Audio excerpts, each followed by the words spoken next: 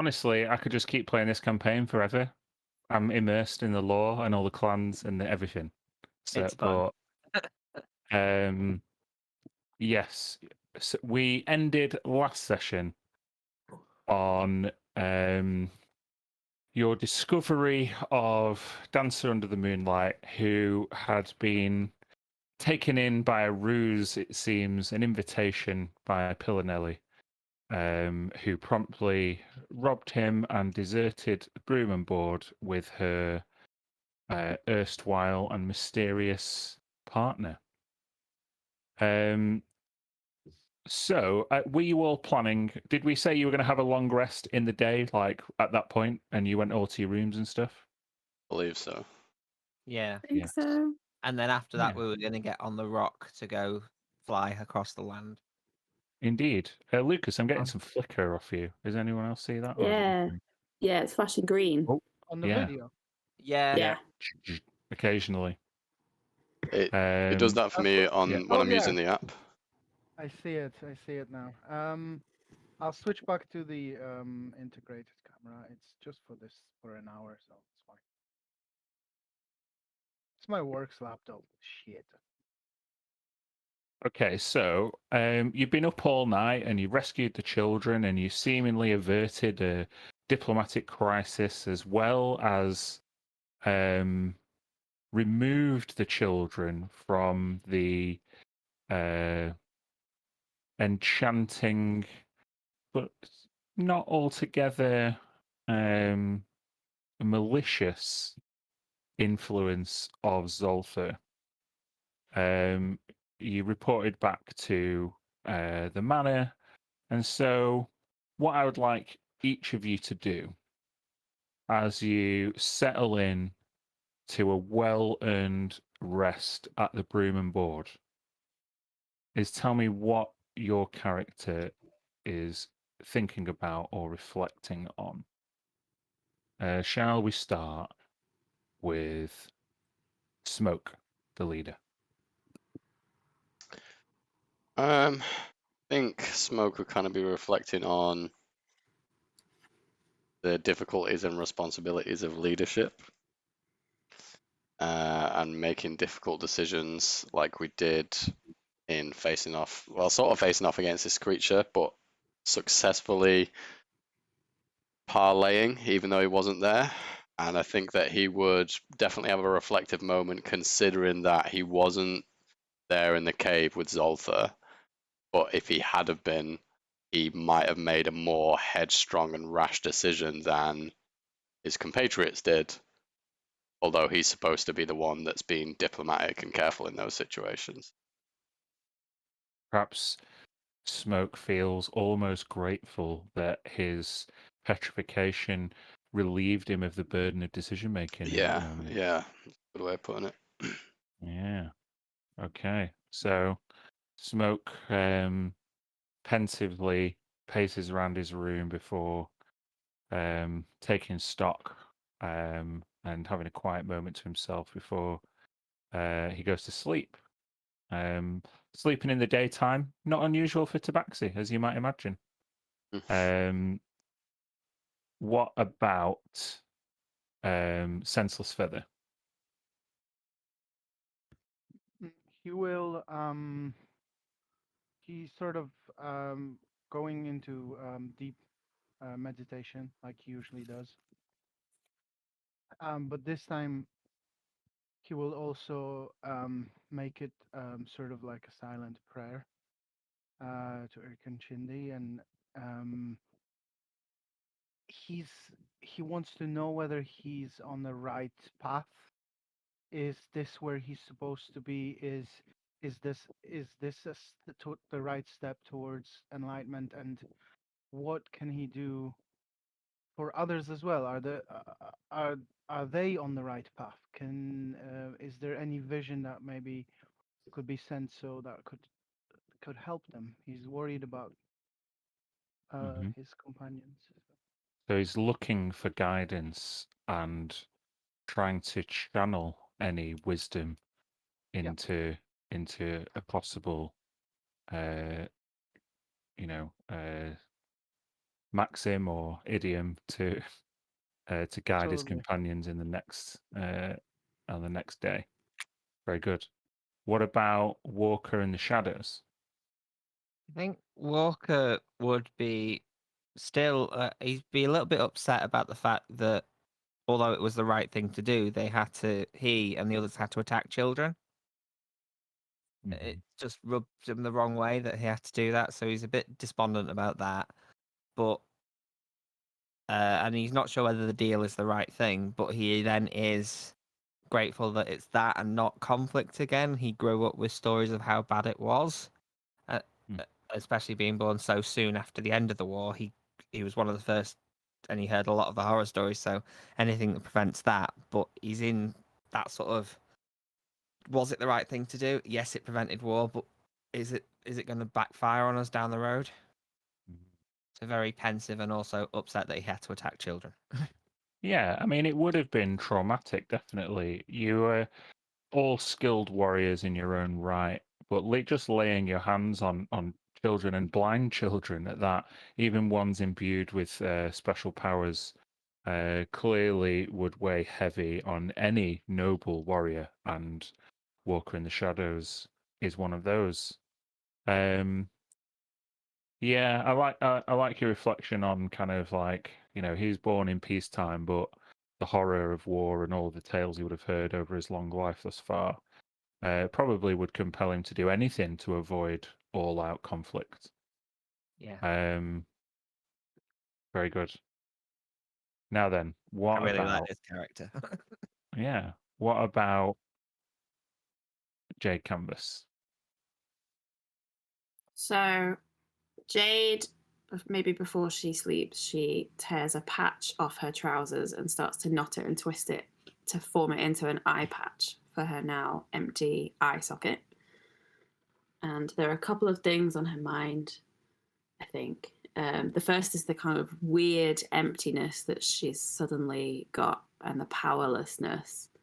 Like she's trying to figure out if there's like a physical emptiness now that there's no patron, or whether it's just it was like a kind of emotional link only, and trying to kind of get to grips with that. And then also can't shake the feeling, or she can't shake what kids were saying about what Zola taught them and how he made learning fun, and how it sounded like something that she could do too, and whether she could help in that sense by maybe talking to Wang at the school. Okay. Yeah, so I mean, lots for Jade to process, arguably more than anybody else. Does she still have a connection to her power? Does she have a new role she could take up? Can she be a mentor and have an effect on others the way Zolther seems to have on his children? I'm almost reticent to do a role here for everybody because I'm going to take the lead off what you've just told me. However, the roles that you give me are going to decide on the order and flavor of what's going to happen next. So I would like each of you to give me a wisdom saving throw.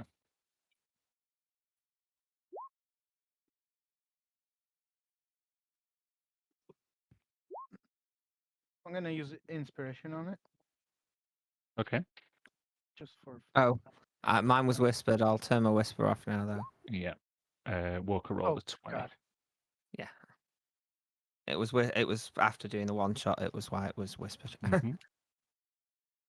Okay. Interesting. Walker. Your sleep is not peaceful. No. You toss and turn through the night, and you are haunted by laughter of children suddenly silenced by a swift backhanded blow from yourself, from Senseless Feather.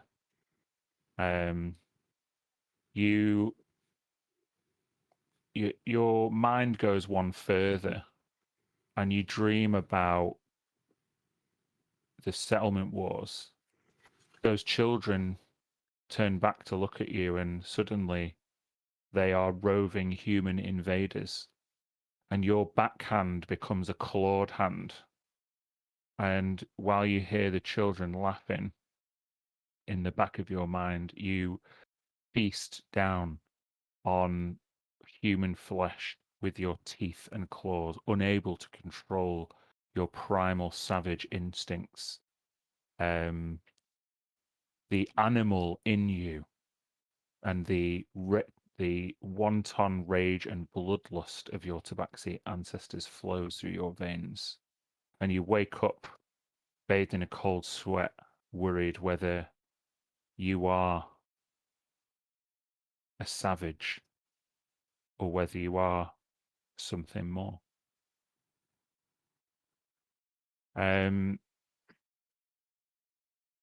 Smoke.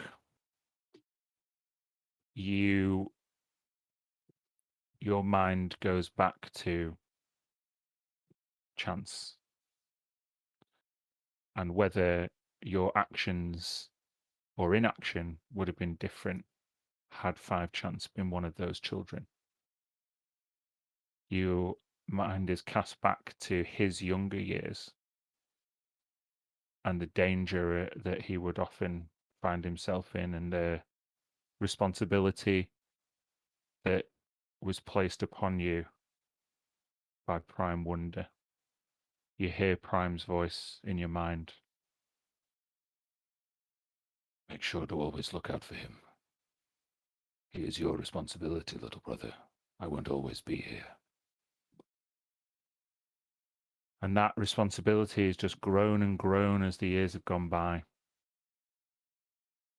The final flash in your dreams is a recent memory, as 5 Chance looks up at you and asks you not to tell Jade.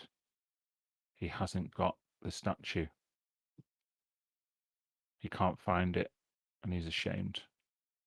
He appears vulnerable and weak, and you want nothing more than to comfort him. Maybe you could help him find the statue. Maybe you could ease his anxiety. Maybe you could be the big brother that Prime wants you to be.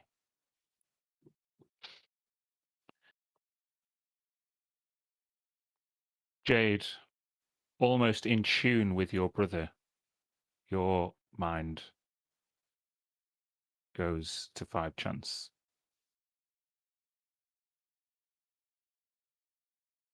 And you can see him holding the jade statue. Carved out of pure jade from a mine nearby. You were gifted enough of it as a kind of coming of age present to do something creative. It was really your first ever little project. And as you carved at the jade, you felt a sensation. This is a long time ago. That sensation was almost guiding your hands as you carved that statue. The statue took a shape that you'd only ever seen in your dreams, and the inspiration seemingly came from somewhere else. And as soon as you'd taken the dagger to the jade, as soon as it was done, it is a tabaxi skull with emerald fangs and ruby eyes. You spent time procuring just the right size jewels, and you intended to give it to 5 Chance when he came of age. Usually around his 13th birthday, it's a tradition for Tabaxi to pass on these kinds of gifts. and you can see it in your dreams in 5 Chance's hands, clear as day.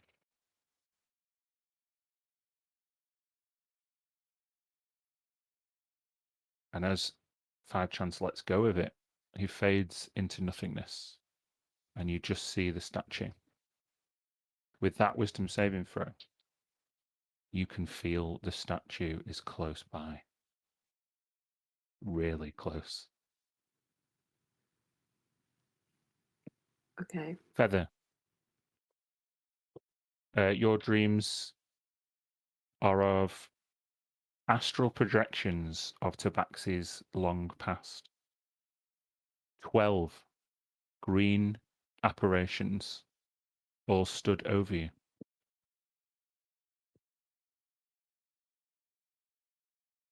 They offer you a warning.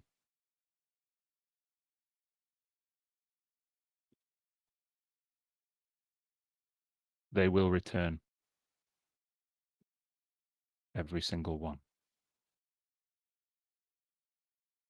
Keep your eyes open and your wits sharp. They will return. And each of the 12 apparitions vanish.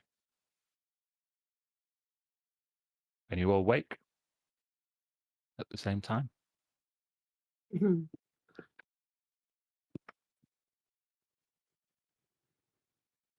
What time is it of day now then?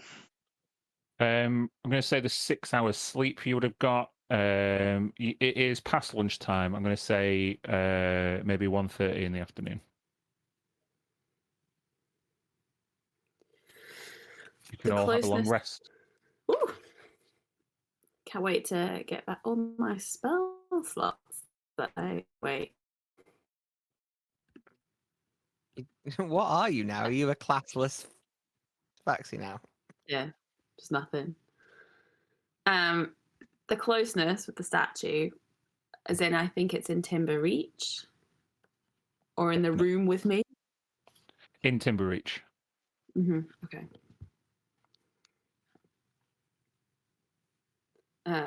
She'd probably run through to Smoke's room as soon as she woke up and bang on the door. Yeah, I'll open it. I'd be already up and trying to get ready. Just burst in. The statue! What? What about the The statue? statue! Chance's statue. It's here. What do you mean it's here? I think I dreamed it. I think it's in Timbereach. We have to find it before we leave. I dreamt of that statue too. Or rather, its absence. You did? Saw it slipping away from Chance. I was just dreaming about how he told me when he'd lost it and how ashamed he was. Little Chance. I could feel it. I think maybe we should start with the hunters. Okay, let's go and wake the others. Go and find the other rooms. Yeah.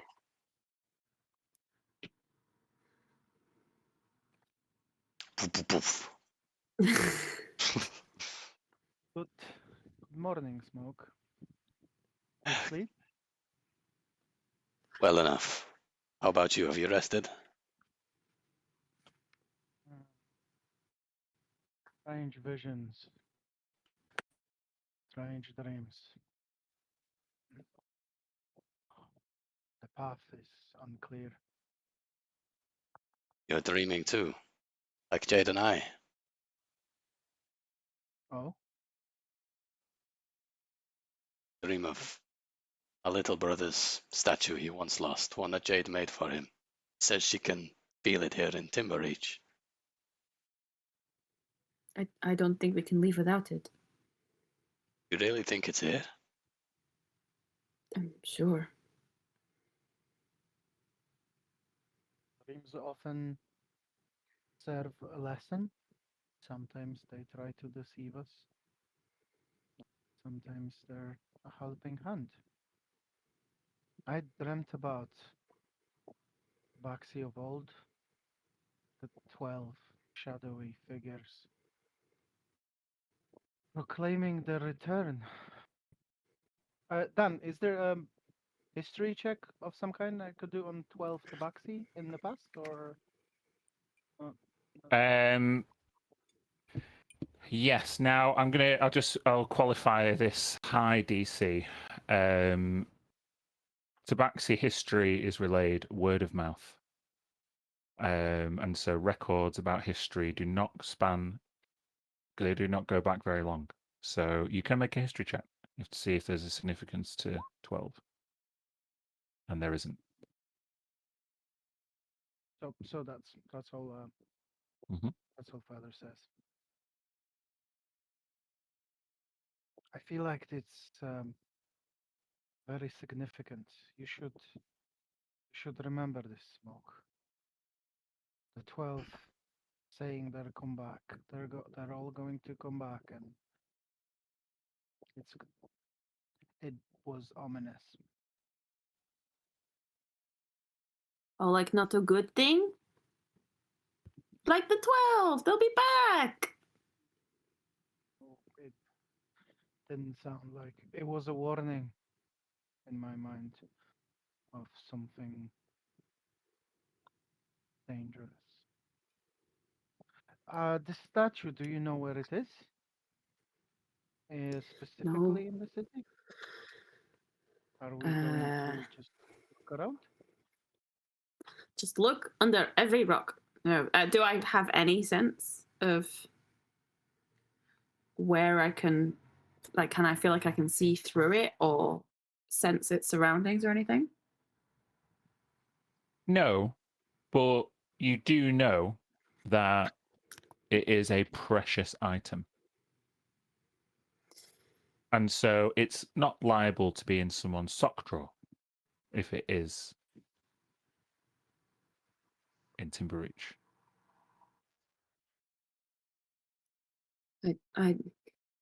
It could be in a shop somewhere or someone's collection. I don't know. I can't feel it. I do feel it. It's very weird. I feel so weird. I can't do anything anymore. I shall try to like druid craft something. No, just like Nothing happens. You will find your path, young one. You will find it again. Don't worry. I think it starts with the statue. If that's what you think, I will help you. Yeah, take this for now. Like when we were kids. I'll pass Jade a dagger. Ooh. That's all you need. None of this fancy spells and trickery. I actually have a couple of these, so it's okay. You keep it. I'll make good use of them. We could ask around Merchant Square for anyone dealing with precious items. It's very precious. Morning, you. I could hear you arguing outside my door. Well, we were not You- arguing, but Discussing loudly. You woke me. I did not sleep well. Oh, Too yeah. many dreams. You too with the dreams, huh? Of the war, the settlement wars. Also, I think we need to go see the boatman. Happy. I sense he's not well. Benny? I don't know Oh. if it's... Yes, I don't know if it's because of what happened with the poison. But I think we need to go see him now. That's true. We promised to see him before we left. We got sidetracked. Maybe he'll have some idea of who in the city might hold fine trinkets and ornaments. Yes, and if we help him, he might help us. You truly think your brother's statue is here, Jade? I do. Very So well, we let's shall go. hunt for it then. Yes. Alrighty. Where are you going?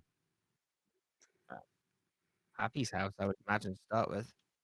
We, Or if we we don't know. know where his house is, the local tavern, or we'll ask the proprietor of the Didn't he what's it tell called? us? Yeah, Didn't he did He tell you. gave us Tell us, yeah. directions. So we'll go straight to his. I'd want to go straight to his house. If Merchant Square is on the way, then we can ask some questions on the way, not to waste time. Yeah, so you come out of Breeding Road. Merchant Square is just there, and Happy lives in the Fisherville Docks, which is across the river. So you can go northwards if you wish. Yeah. Yeah. So it is past lunchtime. It takes you half an hour just to collect yourselves. So say 2 p.m. and you walk a short distance into Merchant Square. You've not seen it open for a while. There are a pair of Dragonborn, a green-looking one and a purple-looking one, making all kinds of jars of stuff. There just seem to be jarring things, covering the jars up and putting them on display, and people are taking them off the shelves as quick as they're being put down. You see some bog standard kind of fruit vendors. You see a tent, which you would know is where people go for like divining services, maybe like fortune telling, things like that. And there is a ale and cider distributor selling cider by the barrel. Not too much in the way of fineries, but plenty of people to talk to. Where's? Oh my Can God. I just quickly? Sorry. Hmm? Can I just quickly ask where my rainbow rock is? Oh, you can see him just on the horizon by the old keep. There's some tall trees over there, and you see him Cool. literally just like roughing his face. This is a massive bird, almost dragon size. You would not miss it. Maybe a small group of tourists are probably trying to approach it. But yeah, that's way off in the distance. Cool. Yeah. Sorry. Go on, Christy. Mm-hmm. Jade turns to everyone and goes, "Oh my God, the answer is obvious. The fortune teller will know. Which fortune teller? Over there." She'll point to the tent. You really think some purveyor of cheap tricks will know where the statue is? Hey man, she might know. He might know. I don't know. I'm not a fortune teller. I don't know. Come on. If the tricks are cheap enough, then who cares for the gold Okay. anyway? She'll poke her head in. Very well. So you walk in. This is indeed a fortune teller's tent. Red velvet tent, circular table. But there isn't much in the way of a crystal ball or any kind of like tarot cards or anything like that. What you see is on a table a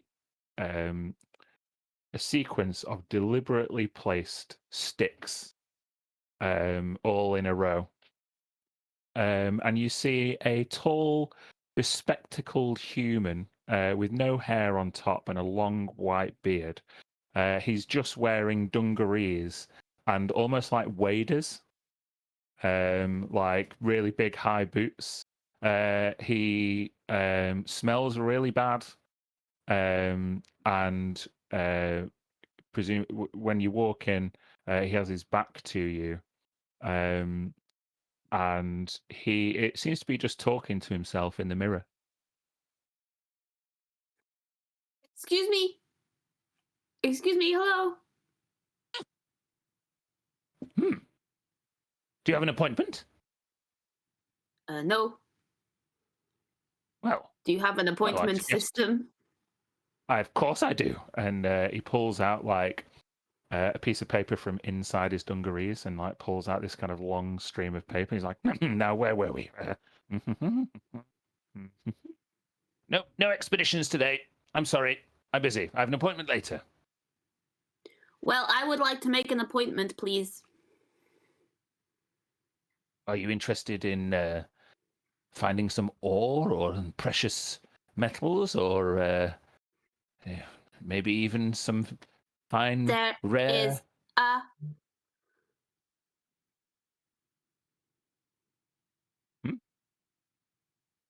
Fine, rare what? I missed that last bit. Oh, I'm sorry. I'm getting that delay, Kirsty, again. When you talk, I hear nothing, and then it catches up like a few seconds later. I don't know what I can do. I've changed headphones and everything. Yeah, it's weird. So yeah, he basically says there's precious metals or deposits. This kind of fortune teller is not really a fortune teller at all. He's a diviner in the traditional sense, where he helps expeditions like locate stuff in the jungle. Yeah, whether it's precious fruits and rare plants or whatever it might be, jewels. I to find out where a precious item is in Timbereach. How much is that, please? Oh, you don't want to go on an expedition? No. Well, what precious item are you looking for? I'm Elgin, by the way. What's your name? Elgin, I'm Jade. Oh, Jade, yes. Don't get many tabaxi after my services. Obviously, we have to be very careful, and we don't want people just wandering out in the jungle, as per the settlement accord agreements. So when people want to go out and locate things, trade goods, items, things like that, they come to me, and I give them a direct path to whatever it is they're looking for. And what is your quote for this service, please? Well, it depends what you're looking for. A precious item made of gemstones in Gemstones? edition. In what, sorry? Not an expedition, she said. Precious item. What's the item made out of? Which gemstones in particular? Jade. Oh, jade. Well, if you're after jade, then you should ask your Tabaxi clan brothers and sisters about the secret jade mine that they refuse to share with everybody. No, I'm talking... It feels like you're not listening to me, sir. I'm talking about a specific item that I know and I have seen and I made it that I know is in Timbereach. Oh. Are you able to help me?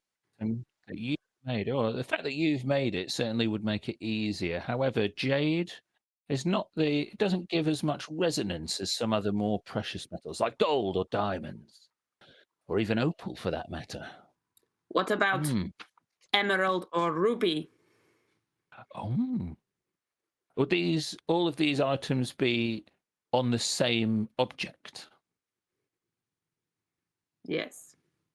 Oh, well, that would give off a unique resonance indeed.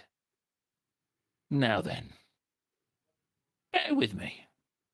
And he goes rifling through basically what looks like loads of twigs of different sizes, and goes for a base, throwing them over his shoulder. And he occasionally takes one and like flicks it, and he listens to it. It's just waving, and then that's not that one. And then he comes out with 3 different sized twigs, all forked at various points along the branch. And he hurriedly ties them up together and then cracks them over his leg. Ah, perfect. This'll take you where you need to go. Great. And how much is it, please? Oh, well. How much would you say your item is worth? Uh, 10 gold. Nothing made of jade and emeralds and rubies worth 10 gold. Pull the other one. Smoke, help me. Help me, you're rich, aren't you? It's worth about as much as. Let's see.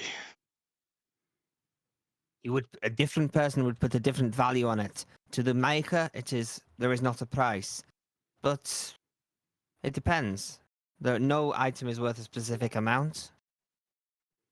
To Jade, it's priceless. To somebody else, it's worth very little. Yes, value is subjective. However, I've got to pay the bills. So I'm going to charge you for this quality divining item 500 gold pieces. Do I believe that he is trustworthy and not a quack? Yeah. I would like to make an insight check on this dude. You can both make one insight check.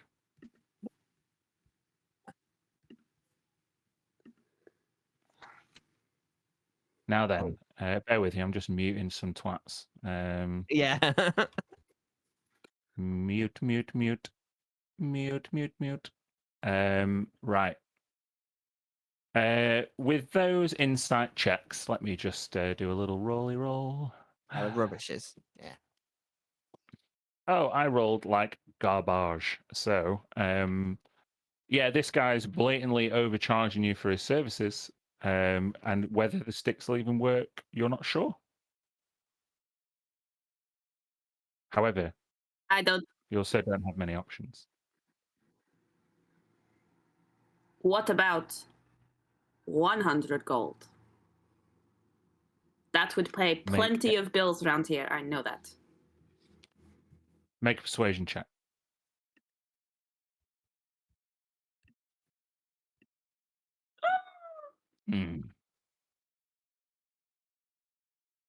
Well, I could knock 100 gold off the price, but there's no way I'm letting these particular divining items out of my reach for less than 400 gold pieces. Wait, so you're not going to find it? You're going to give me these items, and then I go find it? Like a Correct, treasure hunt? I've got expeditions booked all afternoon. I see. So you give us the Smoke. twigs. What? We go and do all the work, and for that you want hundreds of gold. And if these twigs do not work, if they're not there, you still expect to keep the gold? How dare you question the quality of my merchandise?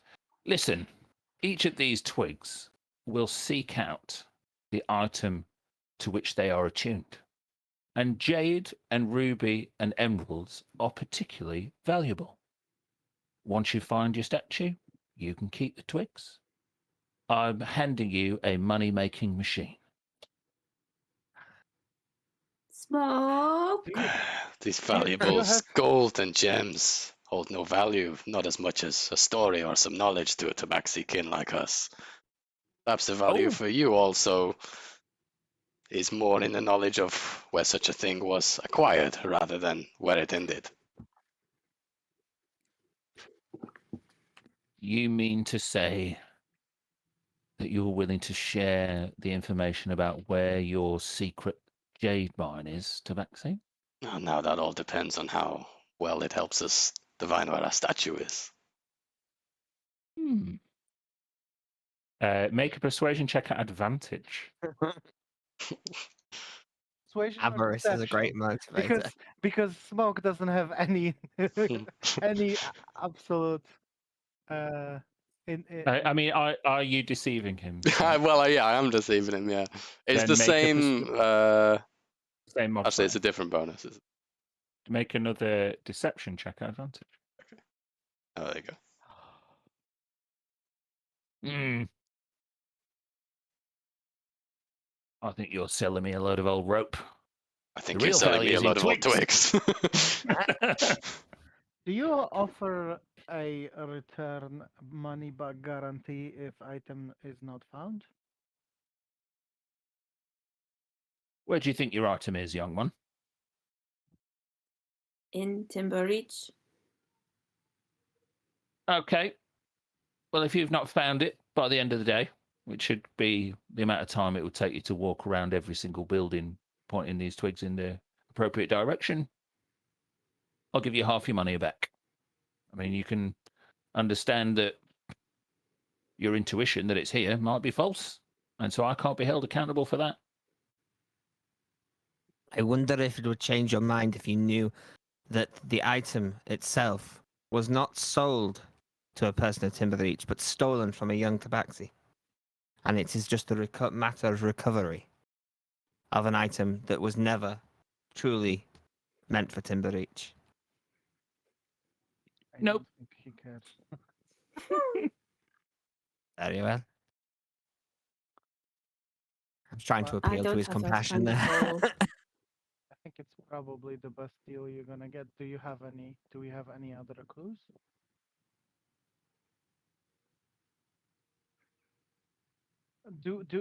Can I any of us can make any check to actually like know that there is such a thing as divining, like or no check necessary? Now, Tabaxi, again, very magic light. The magic that Jade got herself tangled up in is unusual. And you are mainly monks, rangers, fighters, warriors. And so divining would be a abstract practice to a Tabaxi, regardless of whether it was real or not. So, I mean, you already know that he is pushing the boat out in terms of the money he's demanding. I'll let one person make an Arcana check. Smoke met a divination wizard, just saying. I've got a +7 on Arcana. Then it might be you. And you're the one who wants to stack you anyway. Shall I do it? Yeah. Yeah. Oh, fuck. God, Alright. we are so My shit powers. today. You are not sure whether this is real magic or complete horseshit.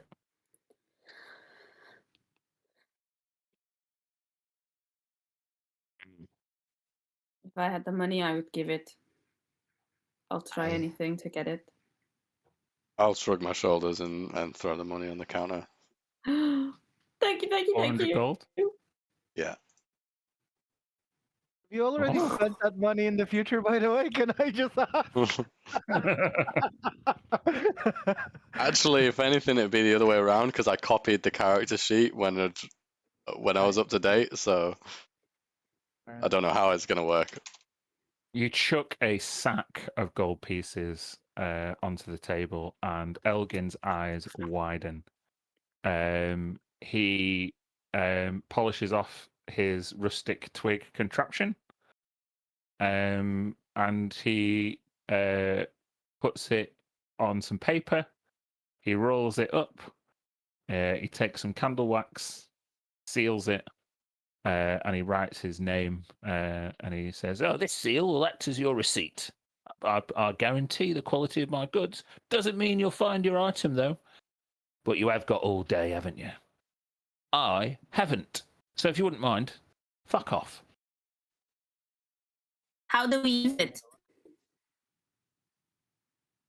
Well, how do you think? You point it in the direction you think your item is, and it'll begin to vibrate. The more Like do a little the wiggle? more intense the vibrations, the closer you are. Okay. Very well.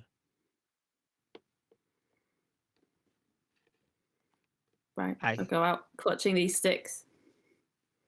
Feels Jade. like we've been totally hustled. I haven't. Jade, I have an idea to maybe speed things up. What? It's a trick I've used in the woods before. If you try it here, then we go like 5 minutes that way and try it again, and then go to a third point. By knowing where the strongest points are, we can work out in which direction it is and how far it is. Okay.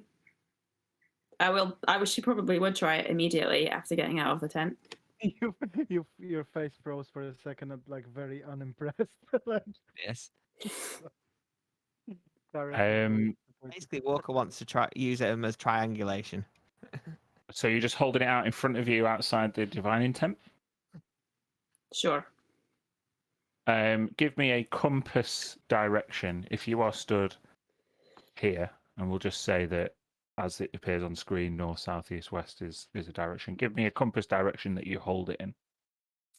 I'm gonna start with west. You hold out your collection of twigs, taking the paper off them, handing the receipt to Smoke. Smoke, you've never been so underwhelmed to be holding a receipt from a shop. Make an insight check at disadvantage. Me. Yes, please. Insight on the twigs. 16. Hey, that's a good roll. As you point the twigs westward, you feel them begin to flutter and twist slightly. Okay. Okay. I don't know if this is right or not, but look. Is this a wind? Or are you doing this? No, I'm not doing it. I can feel it. It's happening. It's real. Does that mean we should walk west for 5 minutes? Walker? Yes. If we walk west, and then you point again towards the west and see if it's stronger, and then see if it's stronger to the west or the east, and then we know whether it's between the 2 points we've just been. Should we try and split up and somebody go and check up on Happy? Whilst Yes, we should do that. I can go. Yes. Okay, so if the party's heading west, you would go in the opposite direction. Feather. And I'm thinking like if Smoke wants to come with me. I will help Jade with the triangulation. If you two want to go and check on Happy. Yes, you wander around with your sticks. Let's go and find out where else we can get swindled. Come on. Thank you for the sticks. I love them. These must be the most 400 expensive gold. sticks you have ever purchased, Smoking Mirror. Gold's still such little value. The true value is in the soul and in your road to enlightenment. That's right, exactly. And in Jade, but well, we'll find out about that. Shall we meet in the Merchant Square in about an hour? And you can tell us what you found, and we can tell you what we found. Yes. Very well. Okay. So you guys head west to through the back streets towards Hunter's Hole upstream with your sticks. Smoke and Feather head back down the hill into Merchant Square. I'll stick with Smoke and Feather just for now. You get a strong smell of vinegar. It's almost overpowering when you walk through Merchant Square. You can see that these two Dragonborn merchants are shifting some foul-smelling liquids in jars. Smoking Mirror, I think these are trying to poison the villagers. We should investigate. Either that or catch flies. What are they selling here? Can we have a look? Sure. There's a bit of a crowd. This is easily the most popular stall. And after waiting for a couple of minutes, there's the odd halfling, a couple of human women, really filling their boots, packing jars in their like tote bags. And yeah, you finally approach the front. The taller, kind of blue-colored dragonborn just looks towards you. Just doesn't say anything, just looks straight at you. She's got like 3 or 4 jars in her hands. Just kind of shrugs.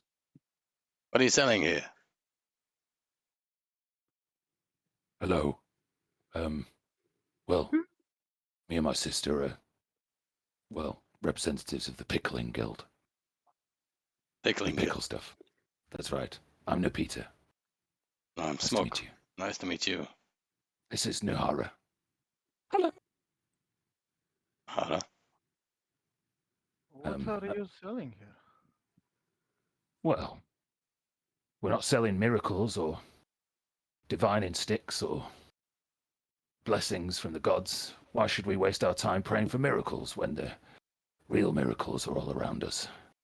The gods don't need to recite chants in a dusty chapel or expect us to get into the dirt and dig up ruddy weeds that'll cure us. We should take matters into our own hands. Create our own cures. So you have here some kind of miracle cure? For whatever ails you. Is it a sore stomach? You got dragfang? What have you got? Claws falling out? Stripes falling off? What is it, Tabaxi? Nah, not for us. Just wondering what all the buzz was. Seems like you've generated a lot of interest. Yeah. Some sort You of magic potion.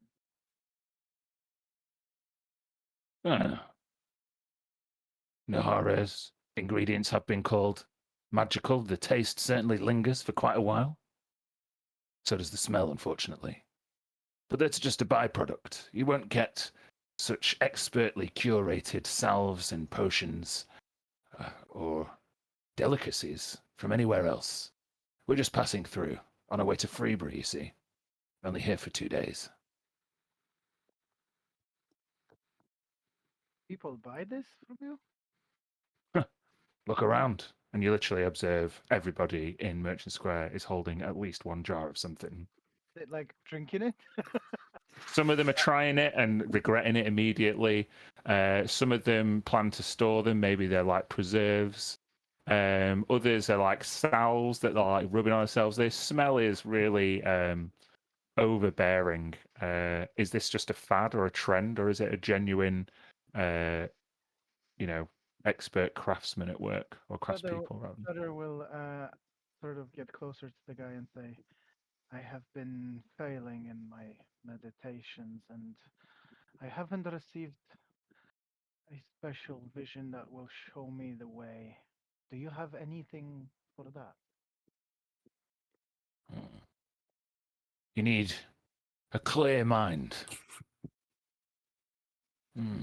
Clear mind is needed on the road to enlightenment. A clear mind, indeed. Well, And she like the tall blue one kind of goes through a few jars, and you see her rustling through. There's like one that says like hangover cure. There's one that says like decongestant. It's clear mind, clear mind. What I'd like you to do is roll a d8. This is gonna kill me. Thanks.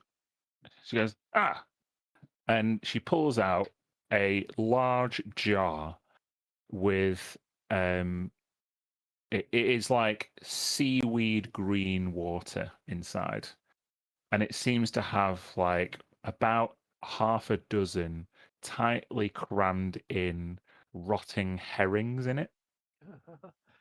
It absolutely stinks.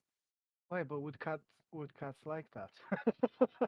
I mean, probably. It stinks like all the human. This is a jar that's probably been in the bottom of one of the crates for quite a while. No one's bought it. It does smell bad. You see a human female seemingly on an errand, and she literally just like holds her nose and she's just looking at you like trying to kill you with her eyes until that jar goes away.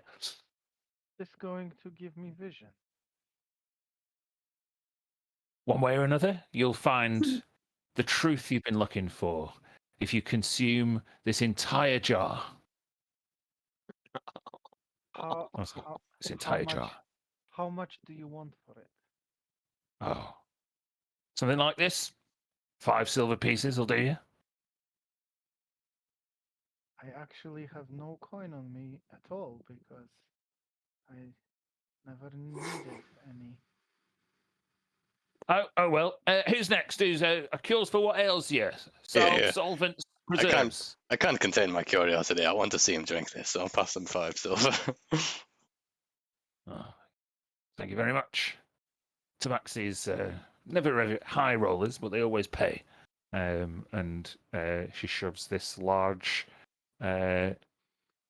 putrid jar into your hands.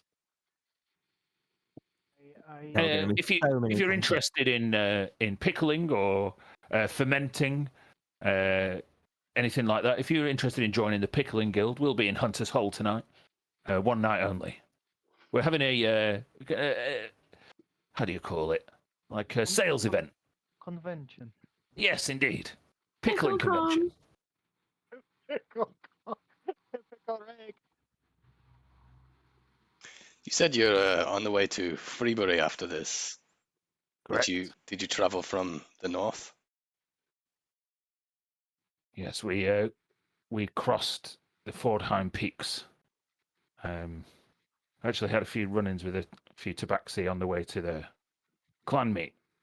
Say, isn't that where you're supposed to be? Isn't it now? Isn't it like your holiday for your kind now? We'll be there quite soon, yes. We just have a few things to attend to.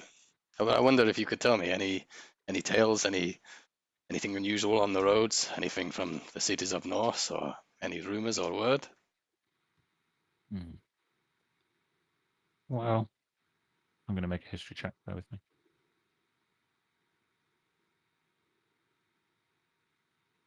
No, we've got a really packed schedule. PickleCon doesn't organise itself. Fair enough, you've clearly been busy.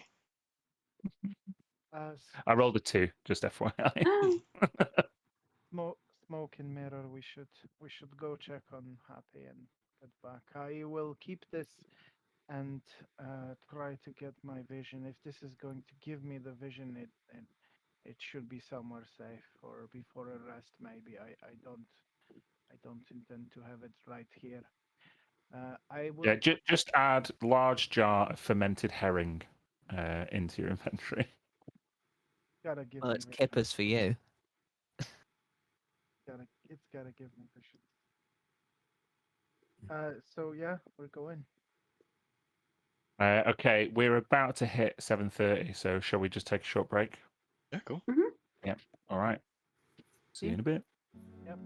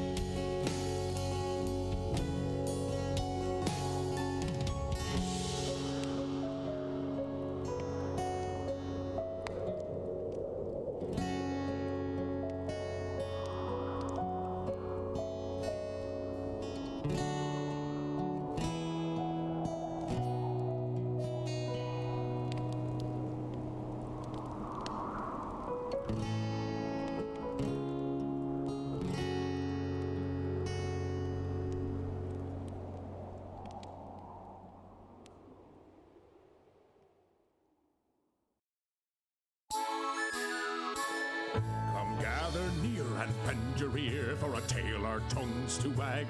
For she who'd led us towards the light, the Ballad of the White Stag.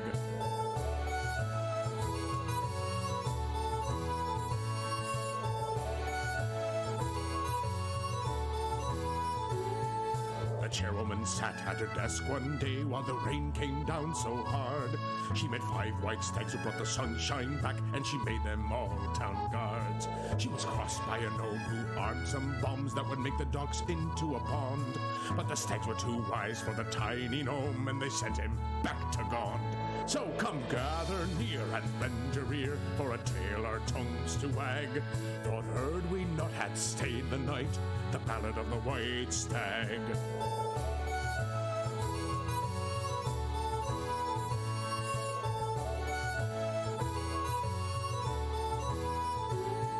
She roused her men at the feasting hall, and she took the stags to the city wall. With a lightning strike and a nasty fall, the chairwoman saved us all. When the nightfall came and the chanting stopped, and I nearly spilt my drink, for in the dark, with Mistress' aid, she turned the walls to pink.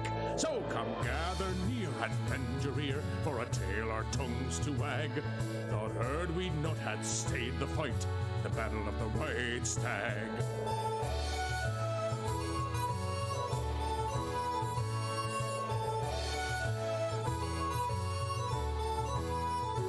Now the chairwoman wields her family sword, and her brother wears a mask for the forgers' guilds and traders too. There's not too much to ask, so come gather near and lend your ear for a tale our tongues to wag. You better tip your glass, 'cause she saved our ass, the Battle of the White Stag. So come gather near and lend your ear for a tale our tongues to wag. You better tip your glass, 'cause she saved our ass, the Battle of the White Stag. Hey ho!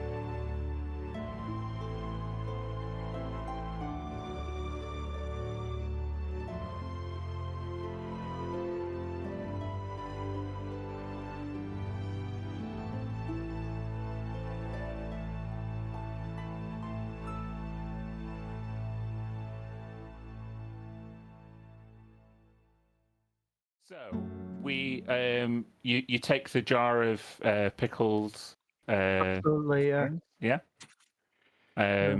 And you head. Do you go in anywhere else in Merchant Square, or are you heading up to Happy's?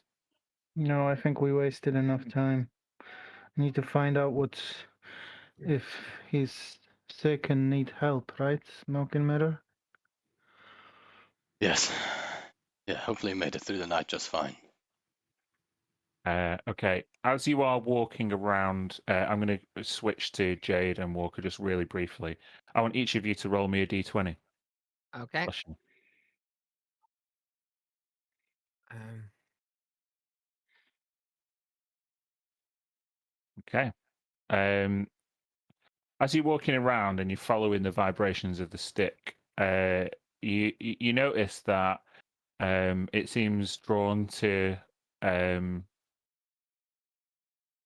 shards of precious metals or items, and you find. I'm gonna give this a monetary value rather than add individual pieces, but jade, you find 13 gold pieces worth of jade shards and splinters along the road. There is a jade mine nearby. Oh, And Walker, this just by virtue of following Jade and looking around, you just find 20 gold pieces on the floor. very nice. Do you stay and look around who lost it, or you just pocket it and go? I'd pocket it and go. If a human was stupid enough to lose their money. Cool. Okay, we will go back up. You go through Merchant Square, past the Stag and Unicorn, over the bridge, and up to the Fisherfolk Docks. It takes you about 25 minutes to get into the Fisherfolk Docks. And what you've got here is some very rustic housing,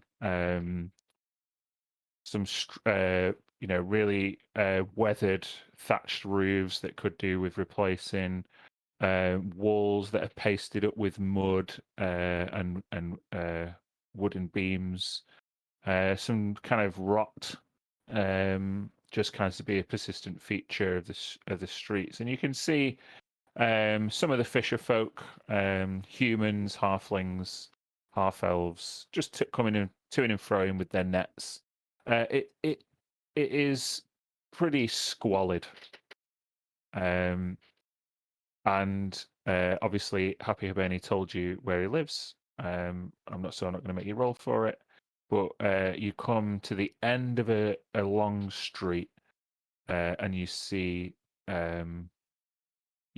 A really basic looking one story kind of bungalow made of wood. It's got a totally flat wooden roof as well. So it's basically like a glorified box that he lives in.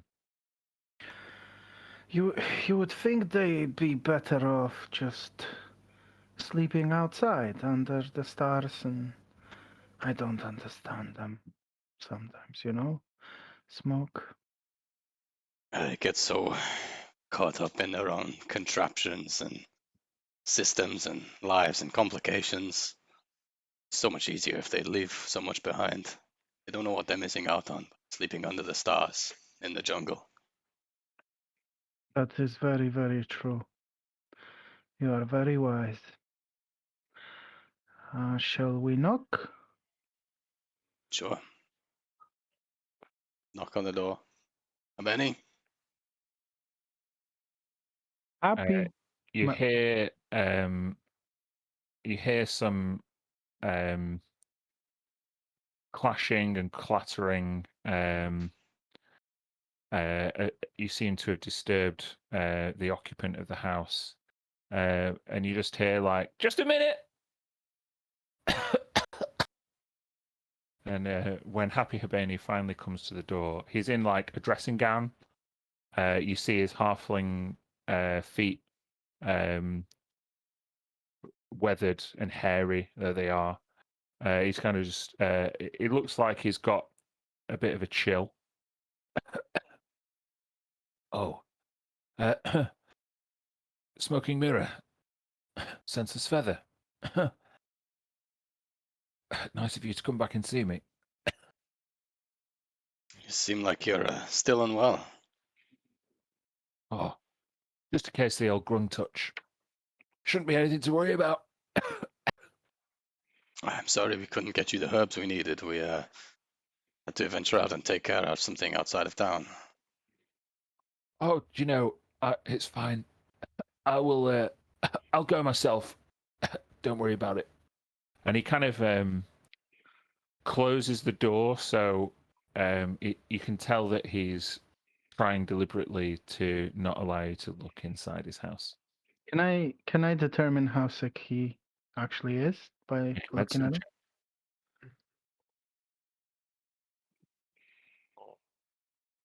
19. He probably has 24 hours left to live. Oh my god. I appreciate your brave spirit, and you strike me as a person who doesn't want to give in for others to help, but you are not well. I can see this, I can smell it.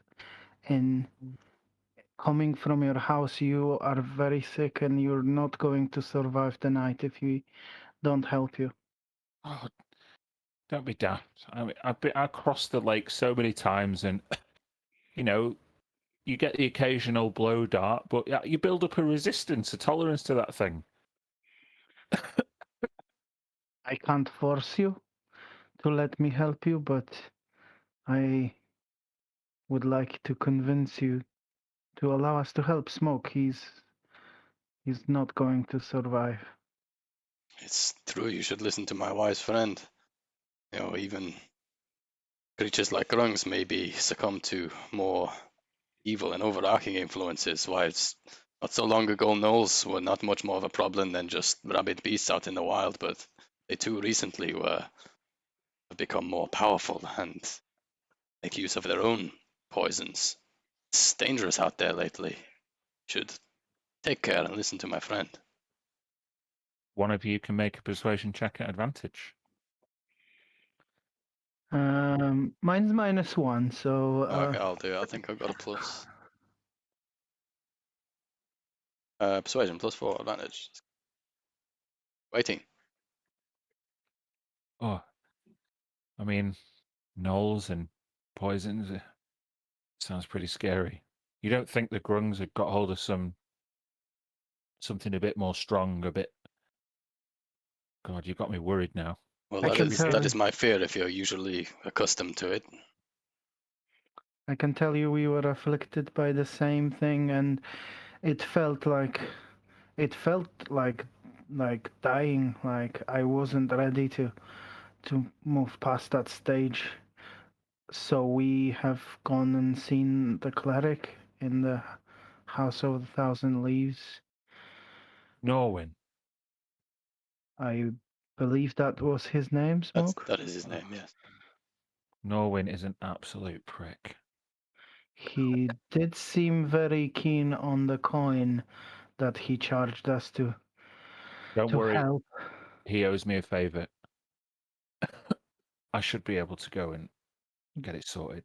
And he pushes his door to it. Like, I really appreciate your help. Thank you. I'll go and see Norwin straight away. Is anything else the matter? You seem very, very nervous. Is there No. anything we can do to help? You've been very helpful to us on the journey, and listen, if there's a problem, we can help. I'm not going to make you roll insight because you clearly picked up on my cues. But and with that persuasion check, you look to disarm him a little bit, and he's like, he looks around. Come in. And he opens the door. You go inside Happy Habeni's house, and it is not even Spartan. It's bare, completely bare. The walls are scrubbed the blinds are down. He's almost living in complete darkness. As he turns and invites you in, even though it's daytime, it's very dark in the house with the blinds down. He lights up a small candle, and you can see now that this is the respite of a paranoid man. Can I have a good look around to pick up on anything inside? There isn't much to see, honestly. You just see that he's clearly packed his things, and he intends to leave Timbereach. Mhm.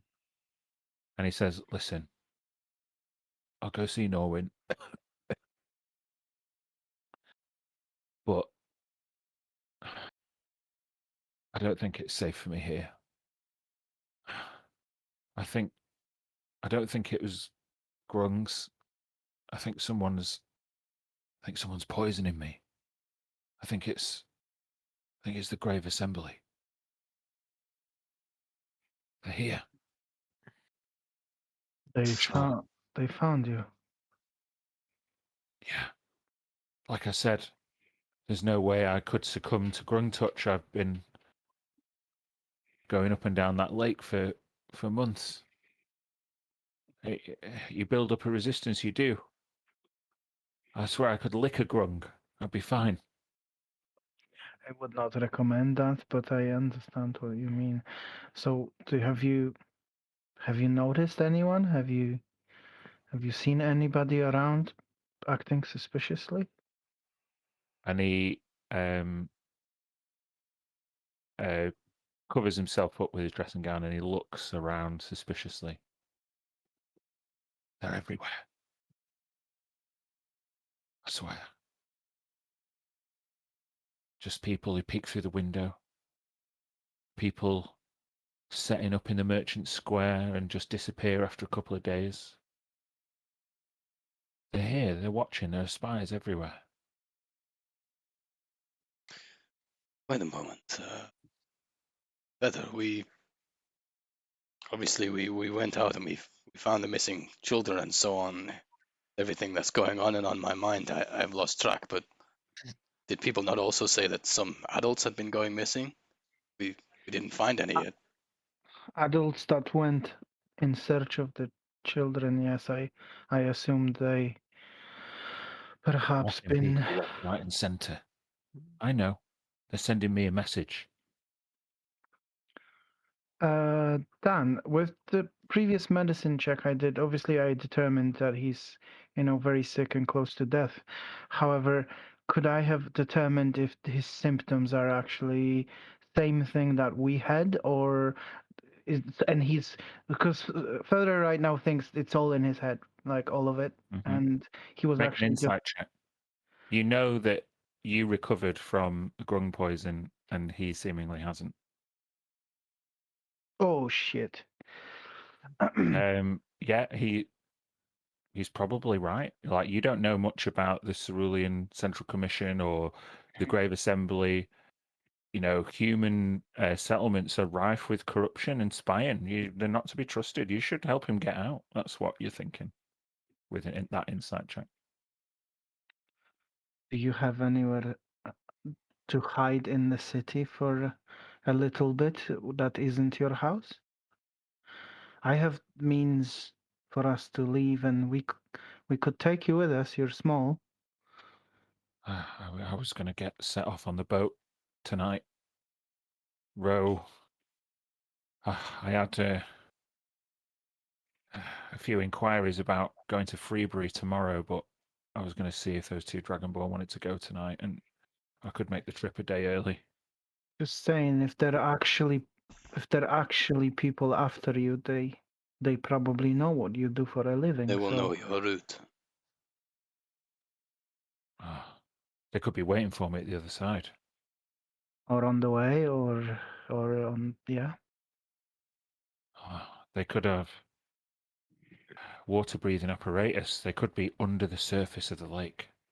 If it were me, then I would attack you the same way the Grungs did. Right halfway on your travel. Same place you go every time. But this time you wouldn't have us to help you. You're right. You're right. Oh, God. There's only one thing for it. And he reaches into his things and he pulls out 2 large flasks of oil. What? And he just starts throwing the oil around his home. I'll try and stop him. Whoa!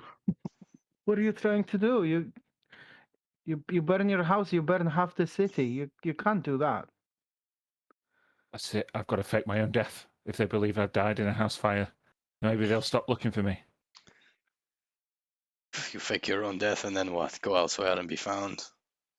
I've reinvented my identity more than once.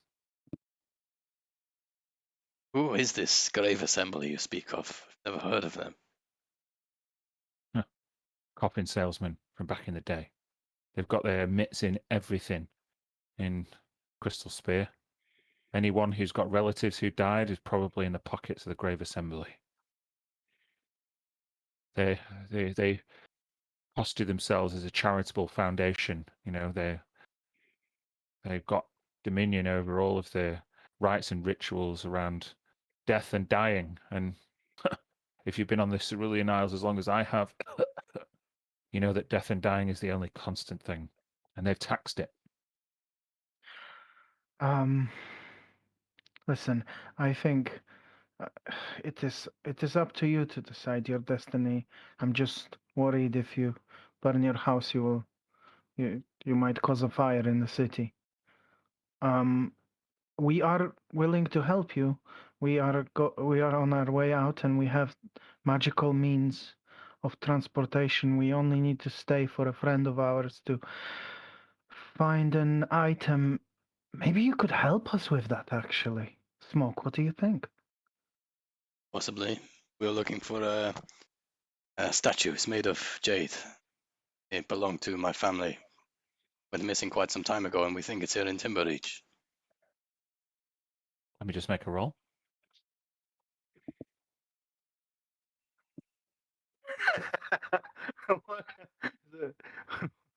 I rolled a natural 20. It's like in his backpack.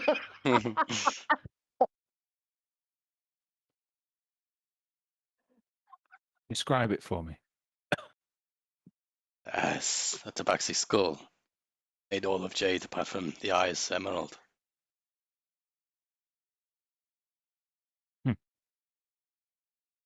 I know where it is. No one could mistake such a unique hand-carved item.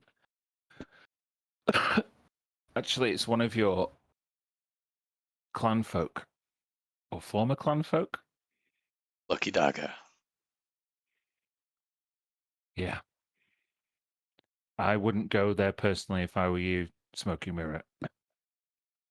He's got it in for the establishment. He's always moaning about the Distant Rivers clan and Prime Wonder and Jade Canvas, Smoking Mirror. Anyone in your family line, I felt like when you turned up at my boat, I'd already met you. He'd cursed your name so many times. Mongrel lucky dagger. Who Whether is he he? likes it or not is... he lived within the clan and made his way outcast. Lives here. Detests those tabaxi. Not far, he has a smith's. He makes things. He figured he could make more money out of humans and hunters than he could moving between the trees with the Distant Rivers clan. I mean, as between you and him, to be honest, but I'm pretty sure I've seen that item you describe in his shop. Tabaxi of my own clan, no less, that values gold over his clan's people. I'd spit if I Okay. were not in your fine home. You've helped us again, Happy. I thank you for this, and I offer you our help if If you want, if you can hunker down, please do not burn the city. But if you can hunker down somewhere and tell us where to find you, we will deal with the statue and we will come and get you. Oh, I'll go and stay with Norwin. You have until tomorrow morning, or I'm out of here, one way or another. And he looks up to the sky as if to curse some halfling god. Go and see Norwin immediately, and if you think that no one is on your tail or any commotion happens, just make your way towards the inn. There's a lot of hunters there, and I tied over without anyone wanting to kick off any disagreements with such kind of people around. Which inn? Hunter's Hole or the Stag and Unicorn? Hunter's Hole. Yeah. They might be thought unsavory so. types, but not a lot of people want to start a fight or try to assassinate someone in the company of dozens of hunters. That's wise indeed. Smoky mirror. And he looks down at the mess he's made with all the oil, and he just picks up his bag and just waves his, waves a hand away as if he can't be bothered anymore, and makes his way out of his house. Let's go back to Merchant Square. Let's find them and let's tell them what we found. I'm sure Jade will be very happy.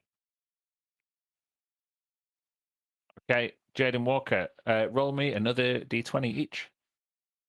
Okay.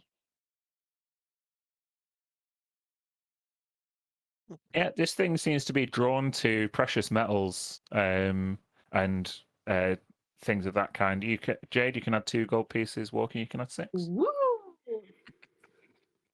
Well, it doesn't seem to find your statue, but it's a few days of this and we might make Smoke's money back.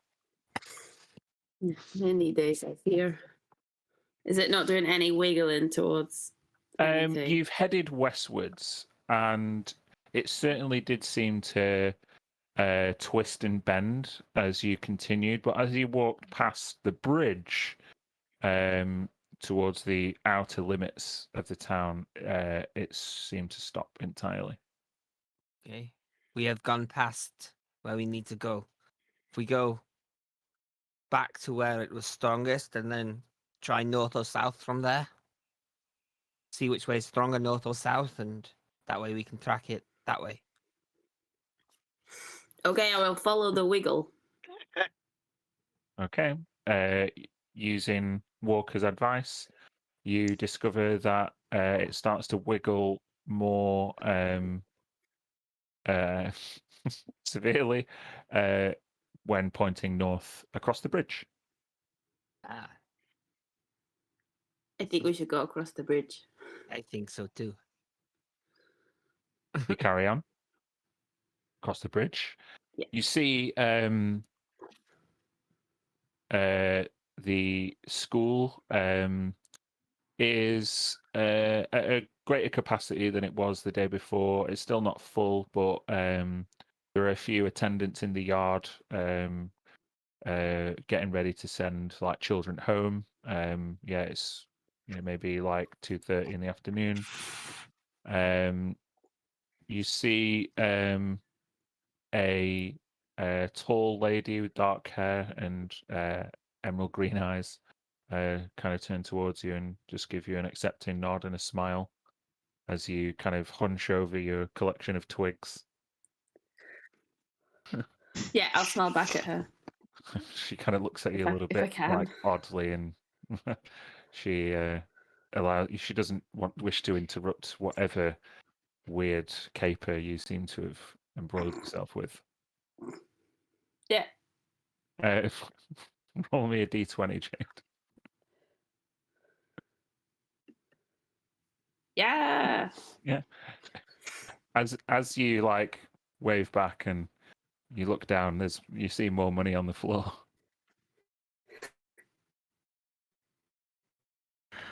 Gold. The city streets are paved with gold. What a great place to be. I'll pick up the 18 gold and be like, excuse me, to the dark-haired lady and be like, I think someone dropped this, and just give it to her and then run off again. She wouldn't keep that much. Oh, well, bye. I need to talk to you, okay? I'll talk to you later. Bye. And she turns towards like another attendant, like on the playground, and they shrug. I take it that the sticks aren't wiggling near the like at the school. No, they're pointed. They're still getting animated, but more towards the kind of northwest than the northeast. Mm-hmm. Sorry, the northeast and the northwest. Yeah. Mm-hmm. Shall we So follow? Where it's Yeah. strongest. You just turn around, and now you've got your back to the school. The sticks are going crazy. You look, Stop. yeah, you look down and look back up, and Lucky Dagger is carved above the door. of There was this- a dog. Yeah, There was a rustic dodgy building. half elf from there. I think we should find the others, but that half elf that I found in the before we went hunting, the one who was observing the hunters, he's from that Yeah. place.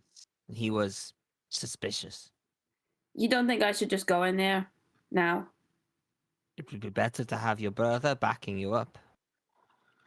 He's very useful. So it's better Yeah, to have okay. him and not need him than not have him and need him. I don't understand. You talk in riddles. Okay, let's go back to the Merchant Square and wait. He spent too much time with Feather. Yeah. Yeah. You both reconvene in Merchant Square just as the Pickling Guild are of closing up for the afternoon. They are sold out. Would it be like a scene where they just like Jade and Smoke like at this very same time shout to each other where it is? Like It's a lucky dagger! Yeah. You both The sticks were worth it! you both find out that it's in Lucky Dagger's Smith's potentially. However, seemingly Smoke and Feather found out in a way that didn't cost them 400 gold. But, No, you mean 361 gold pieces. Yeah. so yeah, you reconvene in the square. Are you heading to Lucky Dagger now? Yeah, we should go, right? Oh yes. All together? Happy was sure that it's there, and These sticks were going crazy there. he warned us against Lucky Dagger, but I think you already had some run-ins with him before. We met some half elf that was something to do with him. Had a very strange arm, like a mechanical arm. So, can I just ask, this item, it has been stolen from your brother, right? So do you think somebody stole it and then Lucky Dagger purchased it? Or Lucky Dagger was possibly involved in this theft? I hope Lucky Dagger was not involved in the theft. I What left are my... we expecting when we walk in, is what I'm asking.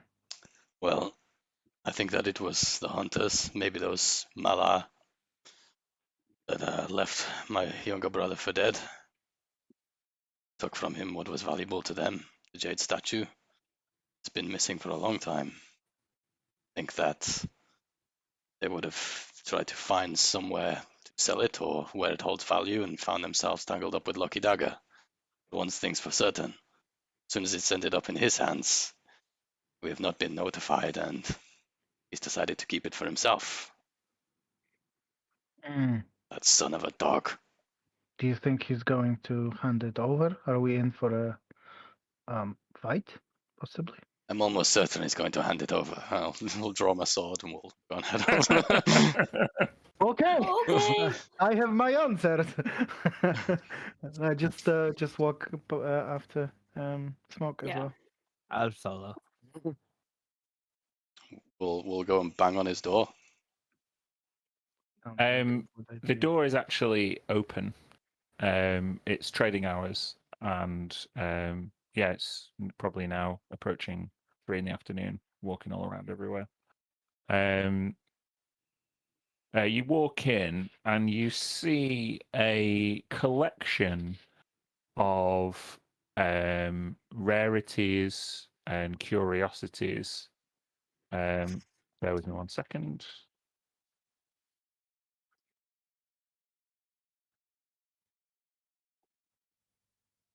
Yeah. We're not getting to that clan meeting today, are we? You see lots of different shelves, chests, cabinets, lots of different things on display. It's mainly kind of unique inventions, but there really isn't that much of a discernible pattern. It seems as though Lucky Dagger will trade in whatever he can get his hands on, as well as crafting some of his own wares. You walk into the shop and it kind of snakes round these different display cabinets, and it isn't a clear path to the desk. And you walk in and see a amputee, a disabled man with his back to you, sat down on a chair, and he has like just a cloth over his back, and he seems to be like holding his shoulder, and he's in like a lot of pain. And a young tabaxi, not much older than 5 chance, is tending to him. There's incense burning, and she's crouching below him and looking up into his eyes and seemingly giving him some kind of medical inspection of some kind. Hello? We don't recognize this as Lucky, do we? No. In a feminine tabaxi voice. Excuse me? And Walker, you would recognize the half-elf. He turns round. He's got this kind of undercut. He has some tattoos on his back. And he looks a bit perturbed that he's been disturbed, like, while undergoing this procedure. My sneaky friend. You seem to have caught me unawares this time, Tabaxi. I seem to recall I did the same last as well. Quite. Rain, do you mind if we finish this another time? And she said, of course. Do you want me to get my father? That might be wise. And he turns around and he has no left arm. There's seemingly a wound and some strap marks. He's looking at you like completely, like he's topless. So he's wearing his pants and his boots. The rest of his physique is in really good condition, and you, like I say, you see a few tattoos. We meet again. I hear you were successful in your expedition last night. Yes, the children have been retrieved from the woods, from the jungle. They are safe now, back at school and with their families, without bloodshed, as we hoped. Congratulations. You've done Timbereach a great service and saved the lives of innocent children. I didn't introduce myself last night, but I'm Aethelfair. Well met. I am Walker in the Shadows. These are my friends, Smoking Mirror, Jade, and Feather. Hello. Half a Tabaxi clan. Aren't you all late for something? We are on our way to something, but matters arise whenever you travel. You should know this. Quite. You can never be sure what's going to happen. And he gestures over to a partially eviscerated prosthetic arm that has massive claw marks that have just basically totally destroyed it. Oh. Looks like you've seen some action since last we met. What happened? Do I recognize through nature or something what the claw marks are likely from? Jade, you can make an insight check, and Walker, you can make a nature or survival check. Walker, you can do it at advantage. Yeah. Aethelfair looks reticent and a bit embarrassed about what happened. He's not very forthcoming. Walker, yeah, those are owlbear claw marks. Owlbear. Mm-hmm. We heard one of those last night. It followed us for some time until we took to the trees. I hope you were not its attempt for a meal. It persisted northwards through the jungle for a long time. I was reticent to pull the trigger on my bow, and then it went back onto its hind legs as if it was looking for something in the tree. I made my decision to attack, but you know how it goes. I stepped on the wrong branch, and before you know it, I was nearly owlbear food. Can I inside check that? I senseless further my suspects that he was following us, not the bear, and got caught in the you know. Make an insight check. This can be difficult to discern. Oh God, these rolls. Yeah, You no, are- you've got no reason to suspect that he's embellishing on what he's saying or telling lies at all. You are either very brave or very foolish to tangle with an owlbear by yourself. Even one such as me wouldn't do such a thing. He with his good arm, he takes a silver arrow out of the quiver that rests next to the bench where most of his equipment is. He spins it in his fingers, and then spins it around on his finger, puts it up in the air, and then throws it at a dartboard over the other side of the room and hits the bullseye straight away. You have some skill. Hmm.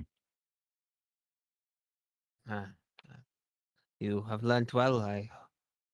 Your teachers would be very impressed. I learnt my trade from an archer way down south, long time ago. Anyway, are you here for? I don't know. Are you going hunting? Have you decided not to go to the clan meeting? What's your business? Oh, we Hey, have smoke. business with Lucky Dagger. And as soon as you say his name, Lucky Dagger emerges from the behind his counter and round a corner with a fresh prosthetic. He's holding in both his arms. It looks better than the last one. It's gilded not only in brass and steel and wood, but even has some like gold detailing.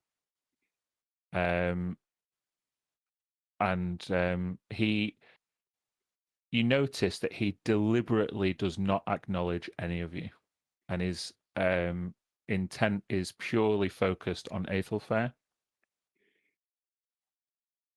Come on, Aethel. We haven't got all day. You be more careful next time. These appendages don't grow on trees. Well, some of them do, but it's not all wood. And he lifts the appendage into a strap onto Aethelfair, and Lucky Dagger pushes the arm into Aethelfair's side. He lets out a wince, and then Lucky Dagger like slaps Aethelfair as the arm goes limp by his side. Now say the words. And you hear Aethelfair, through gritted teeth, recite an incantation. And when the incantation is complete, the golden detailing on his arm glows with arcane energy, and his arm comes to life. Thank you, Lucky. I promise I won't inconvenience you again. I'll be more careful next time. I'm running out of components. I need to make a sale. Anyway, see you again, Ethelfair. Be well. And they give each other an embrace, as if they genuinely care about each other. Before Ethelfair picks up his quiver, still kind of topless, and he picks up the rest of his stuff with his new arm. And he just kind of nods at Walker. I will grab the arrow from where he put it in the bullseye and spin it in my fingers and pass it on to him and say, very, very impressive, but be careful in the woods. The jungle is treacherous. Good hunting, Ethelfair. If we see you again, I would gladly go hunting with you. I think I was reticent not to allay myself with a group of such prodigious hunters. I fear I may have only gotten in the way of your successful tracking of the young ones yesterday. I'll be drowning my sorrows and massaging my ego in Hunter's Hole. And he blows off the dust off his new arm and walks out. I'll just kind of throw a sideways glare towards Lucky, and I'm just going to follow Ethelfair out to speak to him outside before coming back in. Okay. The rest of you would notice as soon as Smoking Mirror exits the shop, Lucky Dagger seems to exhale.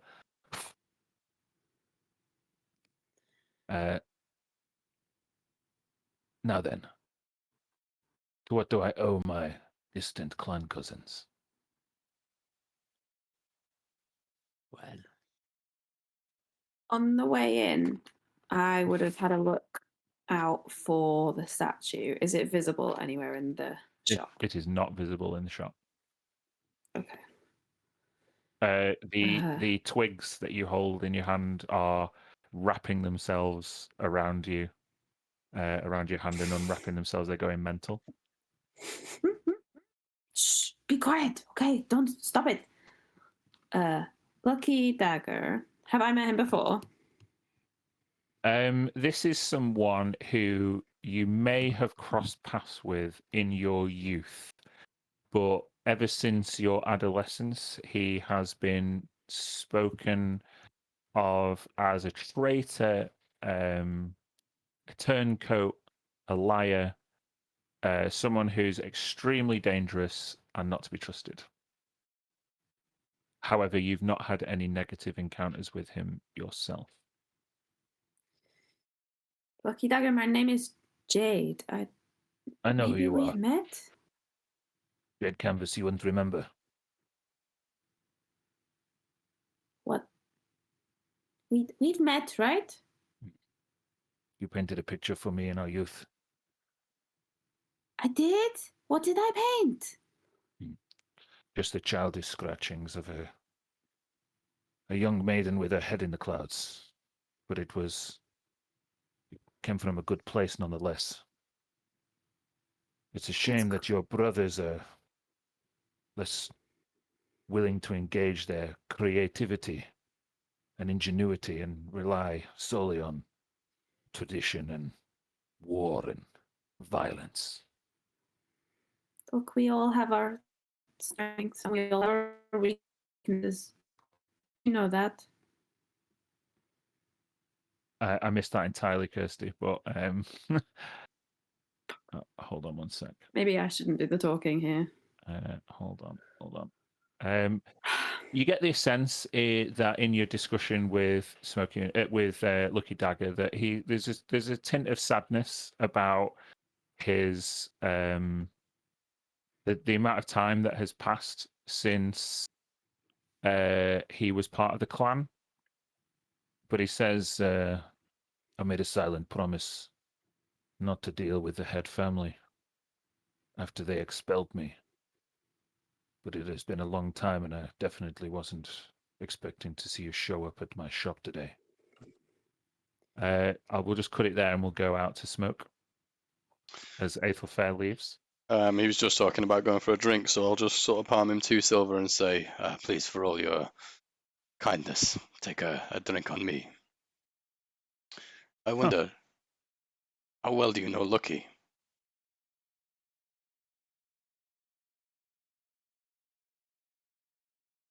Lucky's been here for nearly a decade.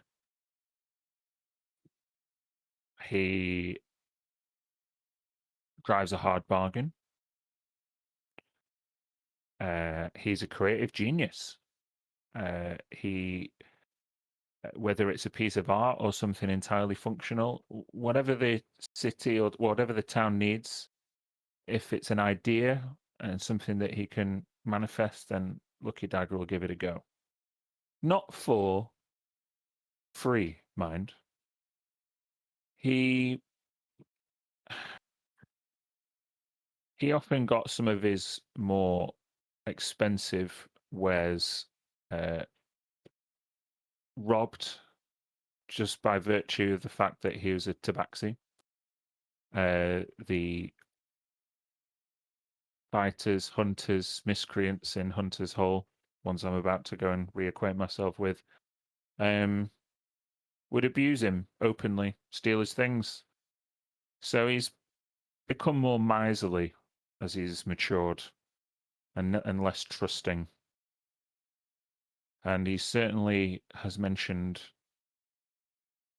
the Distant Rivers clan in less than sparkling terms. I think he harbours some regret about your previous interactions, but I wouldn't press him on that if you know what's good for you. I never know what's good for me. Oh, I'll gesture to my face, which is full of fucking scars. And he says, yeah, me neither, holding out his fucking arm.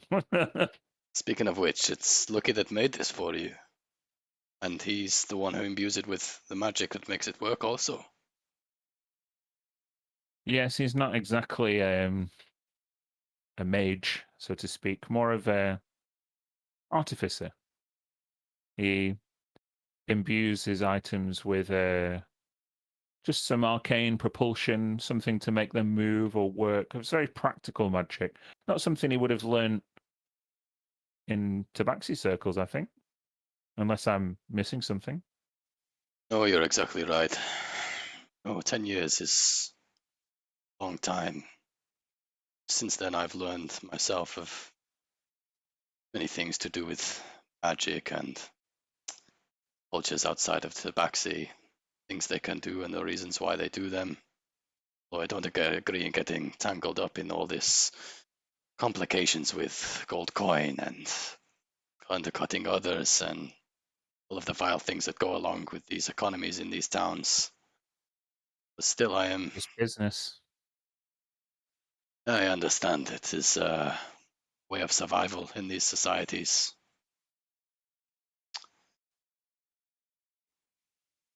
Does he speak much of his expulsion, from why he was asked to leave jungle? He seemed to criticize the ancient tabaxi philosophy and curse Rinkashindi. Urkashindi. I'm sorry, yeah. Curse his name from time to time. He just accused the tabaxis of not being open to modernization and being stuck in their ways, and he is with no disingenuous regret that he's predicted that the clans will die out if they don't change. Part of him is glad to be out on his own and not compelled to that fate, but I think secretly he just wants his companions again. He misses it. You know about many of those things. Perhaps he's not wrong. Although his actions and his behavior rightfully had him expelled. Perhaps he was ahead of some others' thinking when it comes to things like this. Gesture towards his arm. But still, I dare say that any clan would be lucky to have Lucky. And he just realizes his kind of faux pas. well, no matter what you can do for people, no matter what magics, what tricks, what charity, one should never turn their backs on family. And one should certainly never scorn the names of their ancestors, least of all their god. Hey, you're talking to a half elf. I've got one side of the family who's very, very into ancient gods, and the other half not so much. I'm always caught between what's right and wrong to do when it comes to ancient traditions. Well, seems like you're a man content to put the worries and troubles of the past behind you. Seem to be doing quite well despite your obstacles in life. Hey, there are people who have it worse than me. Yeah. I will hope to cross paths with you again, Smoking Mirror. Aethelfair, I'll shake his hand. You feel the cold mechanical grip of his hand. He's strong, and he realizes the impression he's made on you, and he smiles. Just make a charisma check. There's great role play. I'll give you advantage. 15. He says, "Listen, I'm not going to be out hunting for a while. Always takes me a while to calibrate a new arm. Maybe your friend Walker could put these to better use than me." And he takes his quiver off, and he hands it to you. It's got 25 silver arrows in it. Yes. You are an experienced hunter. Seen these silver tips before. They're very dangerous, rare types of prey. Oh yeah, you want to take those things up to the Bloodwood, way beyond Fordheim Peak. Those things will kill anything in one shot. Well, thank you. Enjoy your drink. Hope to meet you again. He nods and feels the weight of the quiver more removed. He feels much more comfortable. He starts like stretching as he walks. He's relieved to have let it go, and he heads into Hunter's Hall, across the bridge or towards Hunter's Hall anyway. Okay. So I think after having the conversation with Aethelfair, a little bit about what Lucky's been up to the last 10 years and the points he was kind of making about not getting stuck in the old ways and tradition getting in the way of progress and stuff like that, made some compelling points so that I'm not quite as hot-headed now. I'm going to join back in. And I'm just going to try and take a moment to listen to the conversation the rest of the having, presumably while I've been outside. While Smoke has been talking to Aethelfair, you would get, guys, this standard salesman treatment as Lucky Dagger shows you his wares and tries to tempt you with some different trinkets, low value stuff, but kind of like the core of his business. Do you all want to roll me a D12? Everyone else who's in the shop. Ooh. Feather. Just tell me what your roll was. I'm on a different screen. 9. 9. He shows you a grey pouch made of rabbit fur. And he says, "These bags are good for hunting practice. You could pull a fucking direwolf out of one." How would it fit in this bag? Reach in and find out. I'm curious, so I'll do that. Okay, hold on. It's um, not like that Andy's character had, isn't it?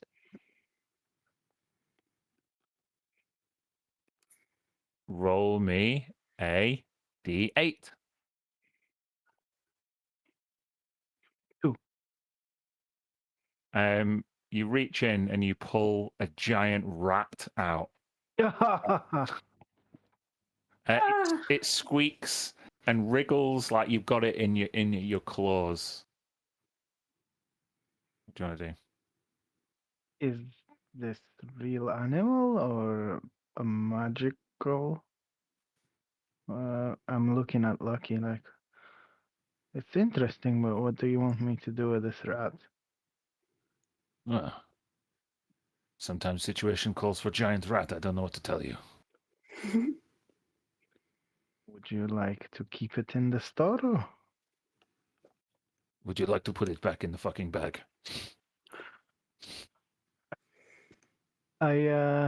Does the rat look scared or interested, or like what's the demeanor of the rat? Make an animal handling check. Right, I'll do that. 28 critical. It just goes like you've got it by the scruff of its neck, and it just goes limp, and it looks back towards you, and its whiskers twitch as its like black eyes look towards you with what you can only feel is a sense of kinship and love. This animal, can I keep it? You can take the bag or just keep the rat. The bag will cost you. The rat is free. I do not have coin, so I will just keep the rat. Okay. You can add a pet giant rat to your extras tab, and you can name it if you want. Who was next? Jade. What was your number? 3. 3. Ooh. Another bag, a pouch. This one is full of strange mushrooms. Ooh. What do these do? Take them before you go to sleep. Find out. Like wacky dreams? Sure. Have you had them? I get other people to do the foraging for me, but these particular mushrooms, they have psychedelic powers. Also, some kind of residual arcane. You can take them and commune with other people in their dreams. Oh, cool. How much are they? For you, 50 gold pieces. 50? Correct. Oh, that might be a little too much for me right now. Take one. Buy They- it tonight. If you want the rest, come back tomorrow. Okay. Thank you. You are welcome.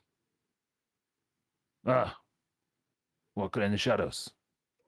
I remember you, old man. The years are passing for you too. My best is still ahead of me. What role did you make? I originally rolled a 9, so I thought you'd probably want me to re-roll that. Yes, 'cause that was please. the same as Lucas, so I rolled an 11 on the second roll. Ooh, he takes a javelin off a rack for you, and he passes it between his hands and then looks down the shaft. It's made entirely of bone. It's extremely light and flexible, and you reckon you could throw it double the normal distance of a regular javelin. That is some carving job on that javelin. That's impressive work. I'd not thought of using bone. How do you solve the brittleness? You have to imbue it with arcane protection, so it doesn't shatter on impact. Ah, If you look very closely, there are faintly carved runes in the haft. magic. I know a little of it, but nothing like that. That very fine work. Hmm. How much You would want the it? javelin like that? Yes, how much would that set me back? It is exquisite work. 80 gold pieces. Ah, too rich for my taste. You know me. I'm a hunter. I have all the gold on me is no more than 36. Then I'm afraid you've been very unlucky. Mm. And he puts his bone javelin back on the rack, and Smoke walks back in. Smoky Mirror, you have returned. Indeed. Lucky dagger. Well, there's a face I haven't seen in a long time. Not by my choice, Smoking Mirror, but by yours. Well, it should have been. Seems like you've learned a lot since you've been away from the jungle. More than a Kashindi could ever teach me. And I hear too you cursing Urkashindi's name at every given opportunity, as you do my family's. What can I say? I hold a grudge. Well, the possession of your grudge is what I'm less concerned than the possession of something that's very important to me and my sister. I think you might know exactly what I'm talking about.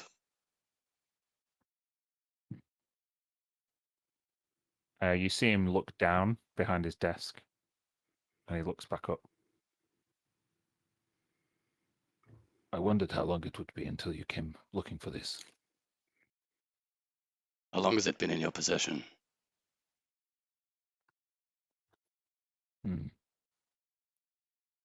Nearly 3 days, nearly 3 years to the day. And so why then have you not contacted my kin? Since you must know where this comes from. You are forgetting your own teachings, Smoking Mirror. This amulet, this object, ornament, is not just a mere trinket carved by your sister and given to your little brother. It is the fulfilling of a prophecy. It's my ticket to wherever I want to go. Except that it In is not what your way? ticket.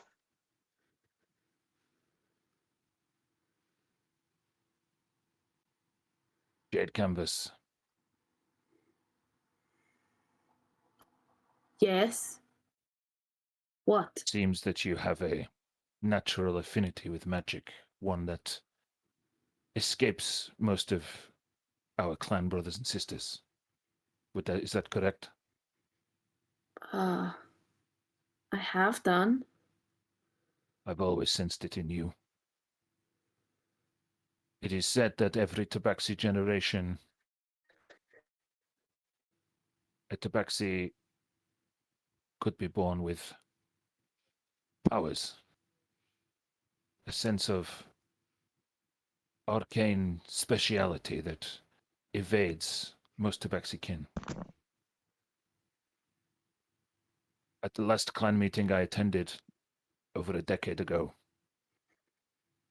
my father, he communed with Urkashindi, and a prophecy was foretold. A prophecy that someone in our clan would bring about the 12 tribes and would create a conduit out of pure jade by which our ancestors could commune with us and protect us. That person was you, Jade Canvas.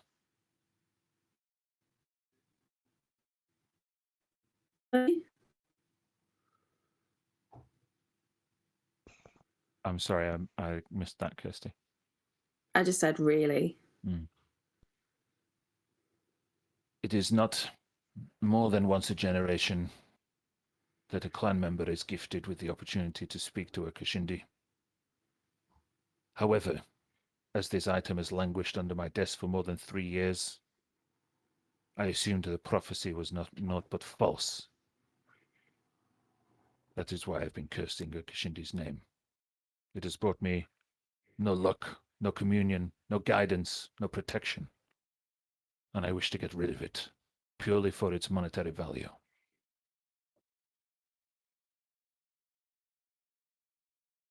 And we take it? What will I get in return? What are you expecting? Probably more money than any of you have. Thank Smoke. you. 1 second. Let me have a word with you 1 second. I'll pull Smoke to the side. Take What your is it, time. Walker? I do not wish to presume, but he was exiled. You could permit him to trade with the clan once more. To tell his way out, he is a master of his craft. Clan could use weapons and tools. Sorry, Gareth. I don't know Sorry. if your mouth is too close to the microphone, but I could barely hear what you were saying, Sorry. and it was muffled. So yeah, what could say? I know he's been exiled from the tribe, but we could use tools and armor like his and weapons. He's a master craftsman. Maybe permit him to trade with the clans again. Not permit him to rejoin, but open up trade with him. He will carve his own fate, and we will see how that goes in the future. But the request he makes to trade for gold, for material, for something that is an heirloom made by my sister's hand, taken from my brother, near to his dying breaths, and stolen away from my family. He's lucky I don't Instead of snatch it gold, from him along with his life. he is greedy, but instead of gold, a merchant like him could make much more gold by trading with the clans, and we could use the weapons he makes. We'll keep an eye on him on future. What his true intentions are, what he can do for us and others. For all I can care, he can go and travel half the world, as long as he does good by his ancestors, for which it seems at the moment he is not. But that ornament, that skull, that statue, it does not belong to him. He tries to usurp and steal from us. Is what he's like. He doesn't look like we can intimidate him easily. He'll want gold or something equivalent. Maybe trade is an equivalent he might accept. It's up to you, though. We'll go back to Could I have asked him something whilst they were talking on the side? Sure. Further will say, Lucky Dagger, the 12 tribes you have mentioned in the prophecy, what are they? I had vision about them. Oh. Somebody in tune and can look beyond what they are told. The 12 tribes are the original Tabaxi clans, from which the 9 surviving clans are descended. The progenitors of our entire race, and the combined wisdom of every battle every Tabaxi has ever thought. It is truly a mystical piece of work that was foretold. And I am reticent to hand it over for nothing, especially to Tabaxi who did not know its true value, did not care to research it, did not care to listen to the teachings of Urkashindi, who they now respect so much. That's not true that I didn't know its value. Of course I did. Of course I felt it while I was making it. Yet you let it slip out of your hands. I gave it to my little brother, a person that I respect so much, of his coming of age. Someone And who he was was not ready. attacked, and that's... I said someone who was not ready. We didn't know. We didn't know that item should maybe just live with me.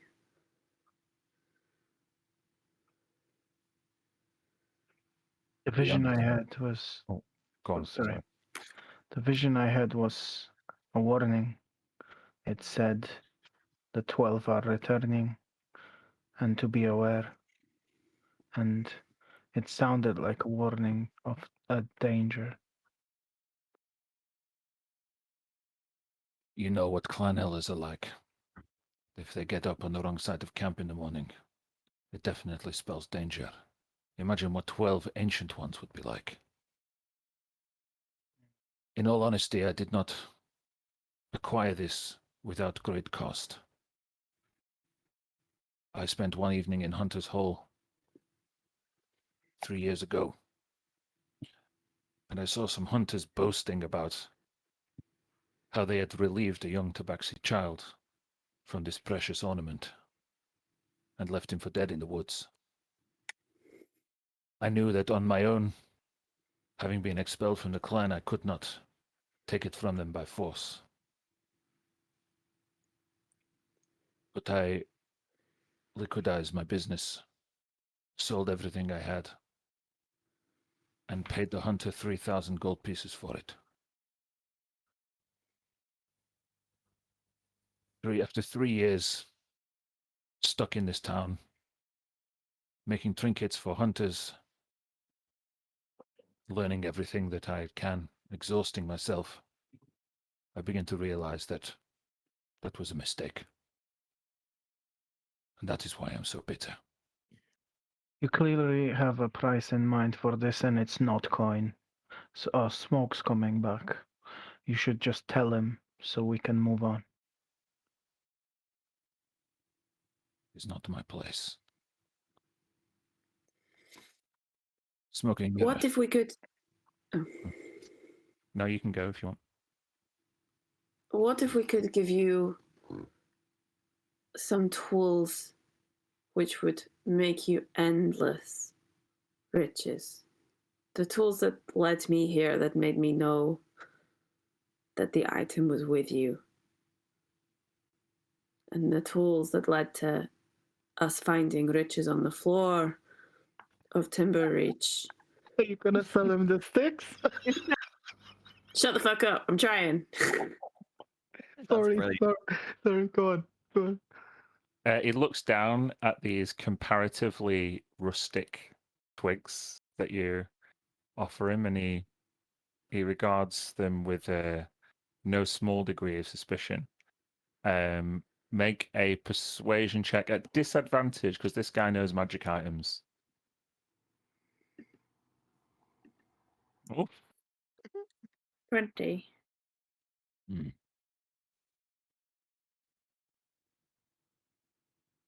Something which can generate money is a rare thing indeed. Endless money, too.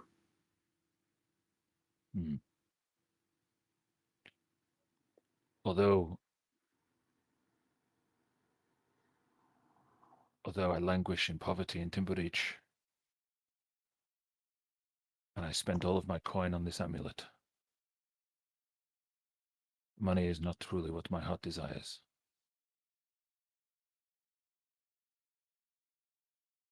What do you have to say for yourself, Smoking Mirror? Can we reach an agreement? We'll start to lay out my shield and weapons on the desk in front of us. I'm going to uncloak the mirror light shield, and I'll unsheath the flame tongue longsword. I'll take off the cloak to reveal my magical studded leather, and the cloak itself is cloak of many fashions, which glimmers and changes in appearance as I set it down on the table, and so on with like some magical items that I've got.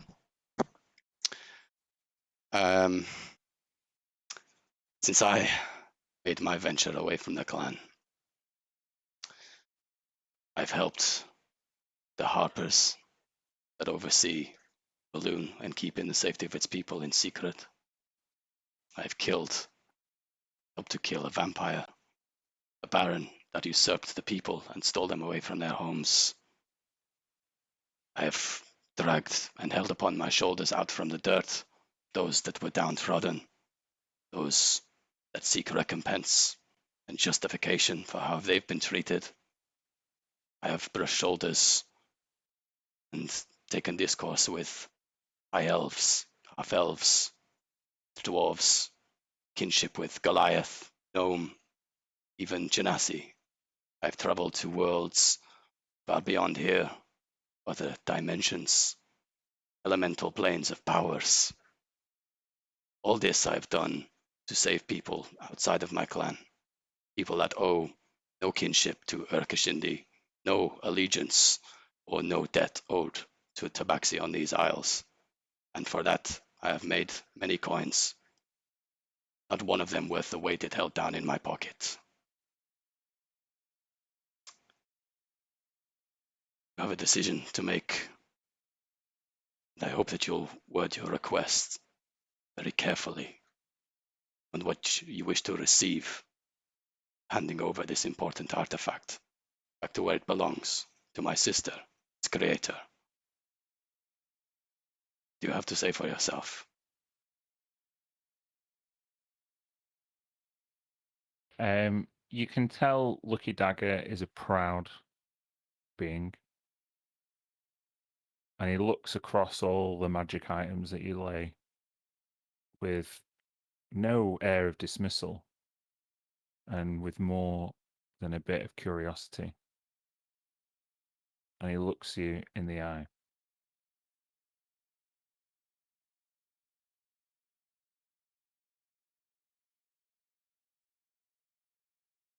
Requests are not made from outside the clan. An invitation can only come from inside the clan. And I will not bend the knee. But I will say that our history, the past decade, is a lot less important than the history represented by this magic item. If 12 became 9, then how long until 9 becomes 6? 6 become 3.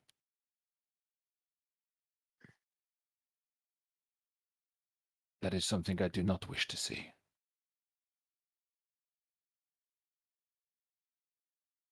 But I cannot change it on my own, from the outside.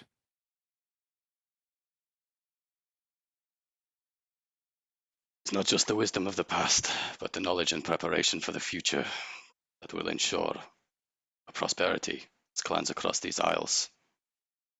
You two are familiar as I am, that the old ways cannot go on the same. Our traditions cannot be repeated, and the world moves forward, gesture towards all the magic items, whether we keep on to tradition or not. However, one thing lies true through all of the ages, if we are to survive as clans, if we are to prosper, is that our blood means more to us than any of this all around the room.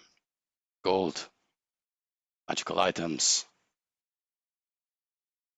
These are all just ways to navigate our life, navigate our peace and prosperity in the future. I hear from your friends here around Timbereach that you do a great deal with everything that you've learned with your creative talents and your knowledge of new technologies and magics to help those in need and to forward proper relations. Though you do it outside of the clan, it is only with yourself and not with the clans as a whole that people hold you in regard.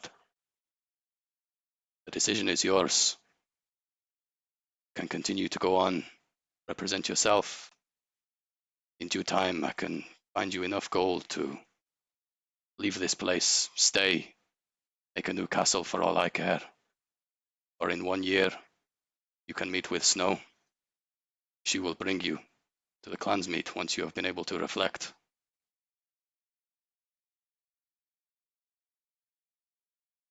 I'm going to go above the table for a minute. Let Mhm. me try and understand Smoke's intent. Is your intent to offer Lucky Dagger an audience at a clan meet in 1 year's time E- e- for Exactly. readmittance into the Exactly right. circle? On the condition that he hands over what we want without asking for monetary or personal gain. Make a persuasion check at advantage. Okay. That's some heavy shit. That is incredible. 15. It was a low DC because that's what Lucky Dagger really wanted.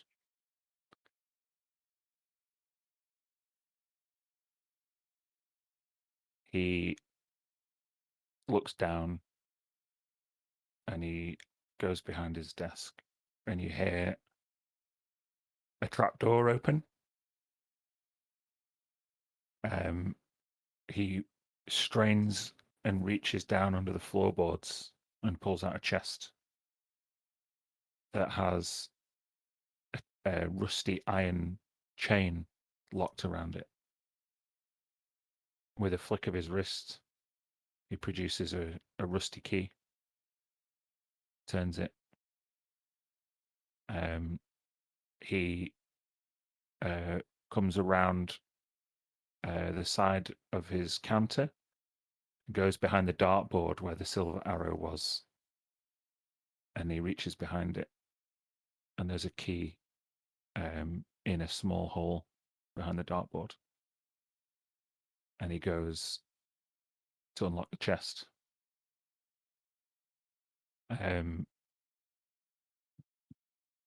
When the chest opens on the desk now, it gives off whatever's inside gives off this fake green glow. Jade, it's much stronger than you remember. It seems to have almost grown in power as it's been waiting. Being unused, its power seems to have consolidated. And you see the reflection of this jade tabaxi skull in Lucky Dagger's eyes. Well, Smoking Mirror, you have certainly come a long way. And I don't mean to other worlds or elven villages, but you are a diplomat the likes of which Prime Wonder could only dream of being. The apple falls very far from the tree. And in your case, that is a good thing. I will see you in 1 year. And he turns the chest round, and it now faces everybody. I'll reach into my mouth, dislodge between my back teeth a chip of jade, and I'm going to place it on the statue where it should be missing from. Yeah. In the middle of a tabaxi skull, there's a short fracture with a chip. As you place the missing piece into the jade statue, it begins to glow even more fervently. Jade, your eyes begin to glow jade green. My eye. Or eye, sorry, yeah. Oh, I think I gotta touch it. I'm just gonna reach out and clasp it. It's a carved figurine of a small tabaxi skull with tiny rubies and tiny emerald teeth that is now complete thanks to Smoke's intervention. It has been fastened to a gold chain, so you can wear it like a talisman. It's probably about the size of a fist.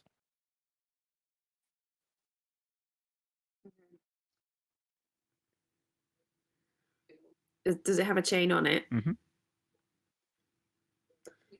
I will pick it up. look at it, and then place it around my neck. Okay. What I'd like you to do is go into D&D Beyond and unassign Jade Canvas the Circle of Stars Druid Okay. and claim the other Jade Canvas that's in there. Yes. Shit. Okay. That is heavy. Can you see it? Yeah. So Jade reaches out and places the amulet she made around her neck. I'd like everyone to make a wisdom saving throw. Oh God.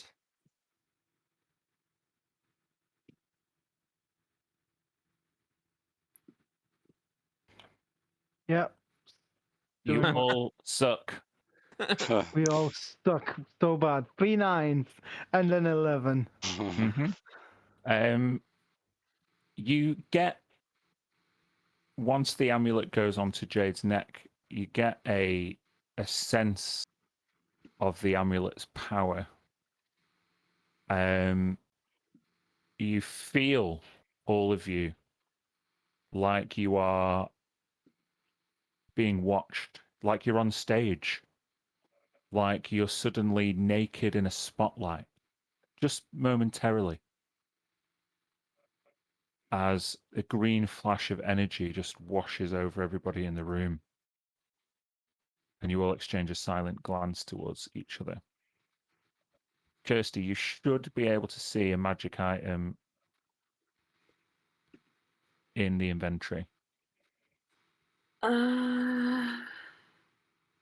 No. Okay. Let me just. Can you search for Amulet of the 12 Tribes? Yeah.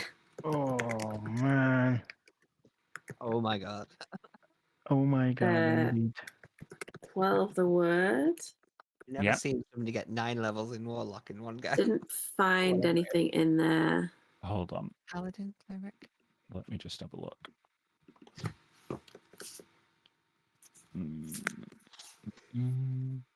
Because I'm not the DM of the Tabaxi. Hang on. Shit. Because I unassigned my character, this is why it's not working.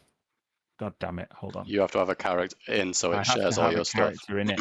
Yeah, hold on. I'll just join Claim it. the other Jade. Yeah, I shall. I am claiming. I'm now I'm in. Oh, but D&D Beyond is so slow to update. I bet it'll take ages. Let me. I'm looking at your character. I'm looking at my homebrew creations. Yeah. See if you can find it now. It is spelt like this. Oh, it shows up on mine.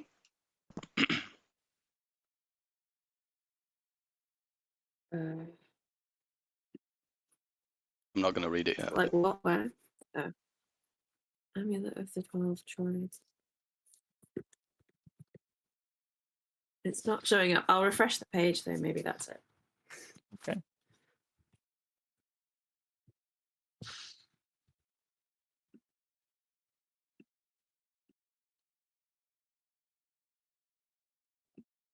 God damn it. I just left it earlier and I really shouldn't have. It's appeared on mine now. Again, I good. haven't looked at it, but Yeah, got it. You got to check it out first.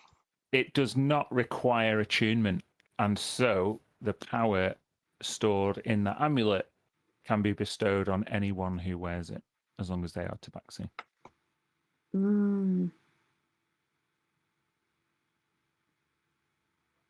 Cool. Should I put it up in chat?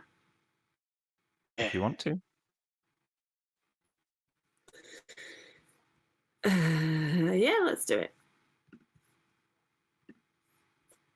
Whoa, that's a lot of text.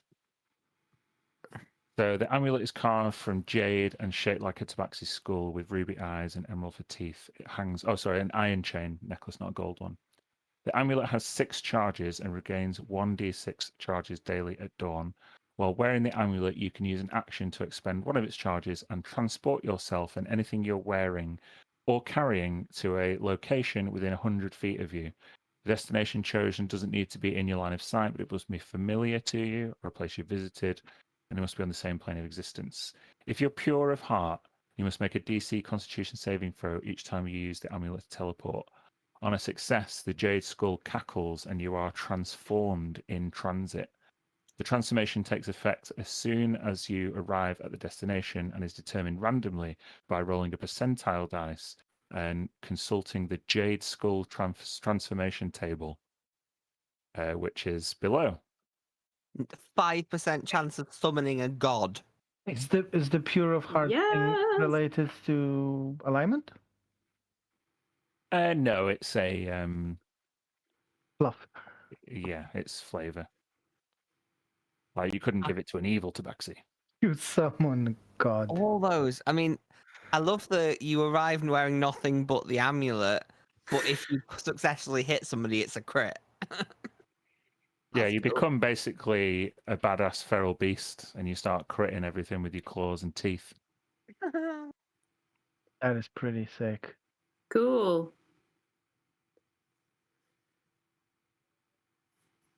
Wowee. That's awesome. Amazing.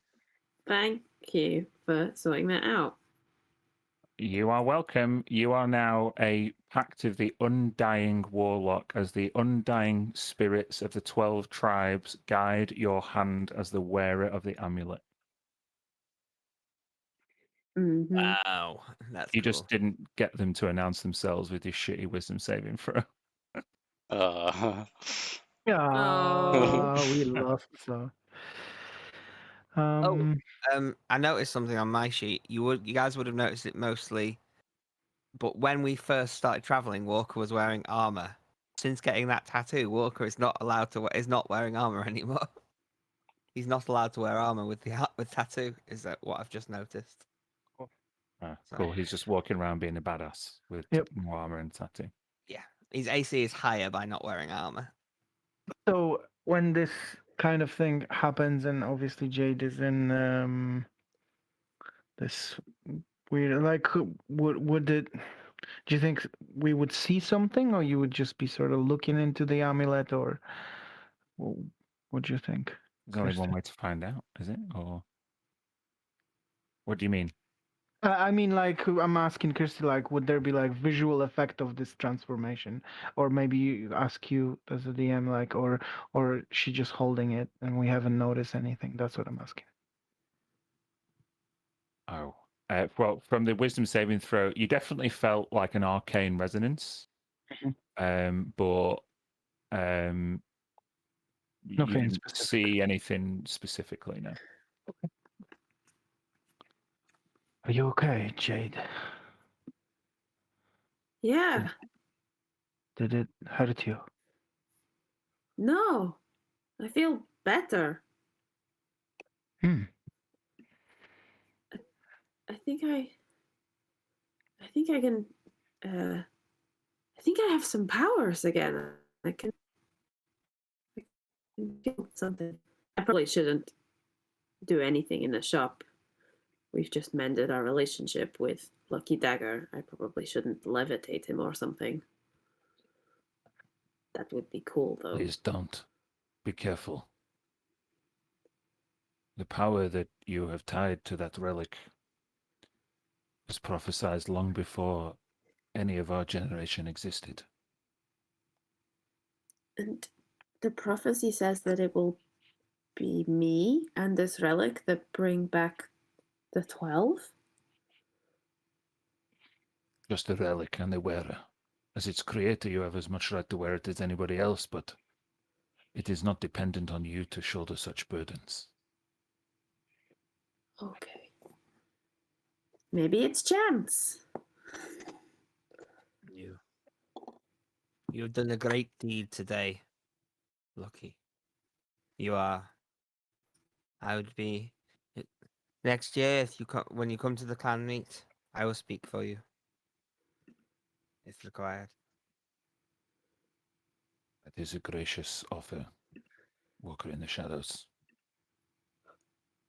But as I've been cursing all of your names for the past 3 years, it would probably serve each of us to maybe take some time to reflect on what has happened and put in the preparations for whatever the future might hold. You have a clan meet to get to. Yes, we do. Yes. He just starts like packing up his shop. There's an air of resignation about him that he's just considering, well, I'm going to have to start just getting rid of everything and selling everything. And this whole venture was perhaps a misstep. But he has a wry smile on his face at the same time. He can't contain his relief, though he's not looking at any of you in the eye. Are you, Kirsty? Are you gonna leave him the twigs or not? He didn't want the twigs, so I will take them. Lovely. They're only whilst you're wearing this amulet, they're like they're like making your pocket. Like, Can I jump be out like, of the- shh, please? It's okay. I found it. Hello. Just make a dexterity saving throw, Kirsty. Oh my god. Slap you in the face. I'll lose my other fucking eye, aren't I? As you're trying to contend with 3 animated sticks that are drawn to magical essence and precious metal, they tangle you up, and you find that the 3 twigs have now wrapped themselves in an ornate and decorative way around the amulet, making it look more awesome. That is Whoa. such a good yeah, it's great. See? Smoke, I told you it was going to be worth it. Look. Does seem pretty worth it. As we walk out the shop, Feather will come to Smoke and put an arm on his shoulder and say, Smoky Mirror, I have lived most my life in isolation. I'm still in the clan, as you know, but kept to myself as I was trying to further my road to enlightenment. But what I have seen so far from you is, I think, something I have been looking for all my life. You have shown to be a true leader of the Tabaxi. And like a small tear will run down the old Tabaxi's face, and he'll say, I'll follow you, and I'll help you, and I'll do anything I can to bring the tribes back to what they should be, as you wanted. Gesture back towards Lucky's shop and say, and see that it is not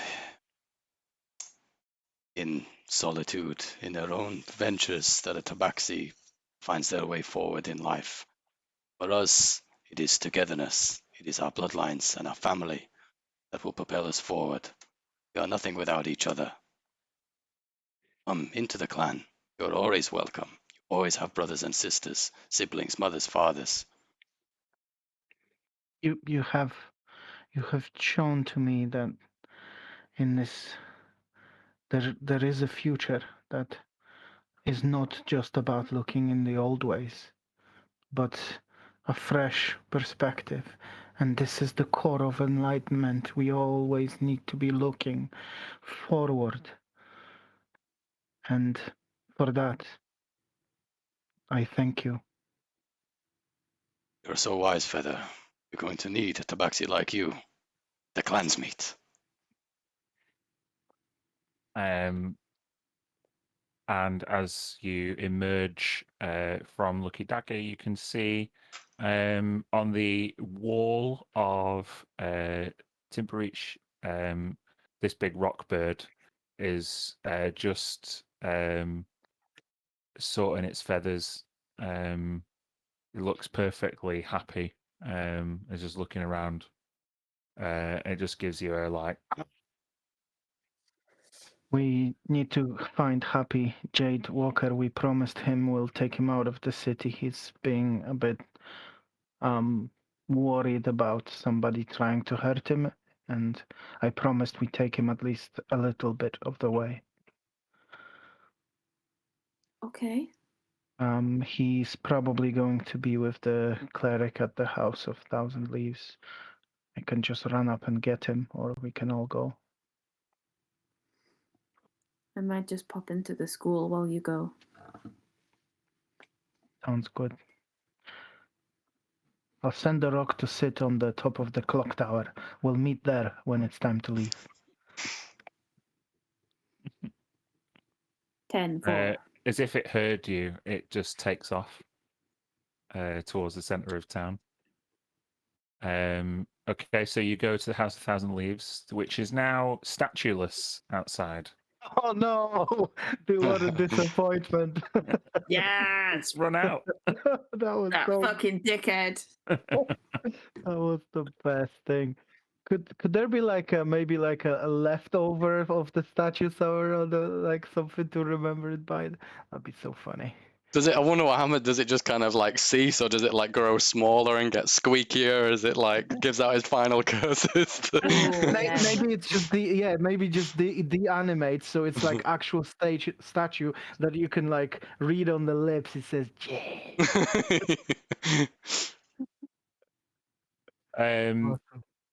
Yeah, the where the statue was, you see like a crack in the ground and a sprig, just a shoot, pushing up through the earth of a grey bean that is just like a seedling at the moment. It does say actually in the rule thing, the statue becomes inanimate after 24 Yes. hours. Awesome. I'm telling you. Cool. There's a bean. Instead, there's a bead. So is Yeah. there a bean I can get from it? No, it's not sprouted yet, right? Make a nature check. By the way, on the way, I introduce Smoking Mirror. This is my pet rat. His name is Boris. Boris the rat. Yep. The rat kind of name. Kind of just feels like a name for a rat. Yeah. Giant rat, no with- less. Giant With a rat. 5 nature check, as you take Boris out, he eats the seedling. Boris, please leave this.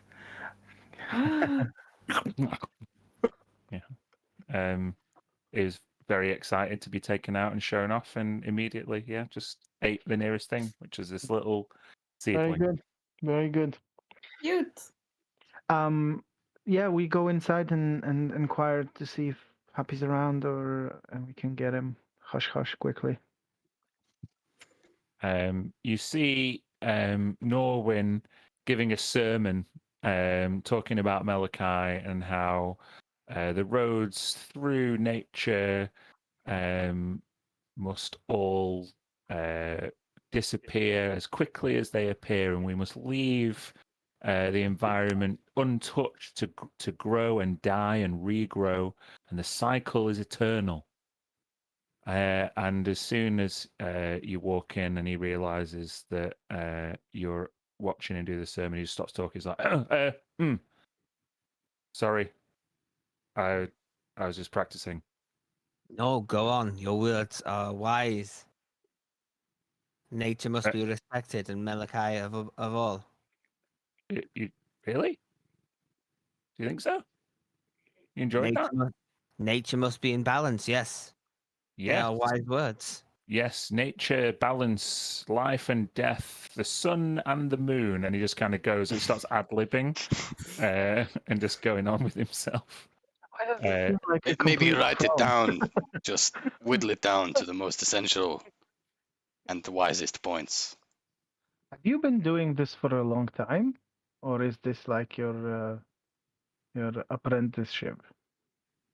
Oh, the House of 1,000 Leaves is just like a massive organization. This is just the one in Timbereach.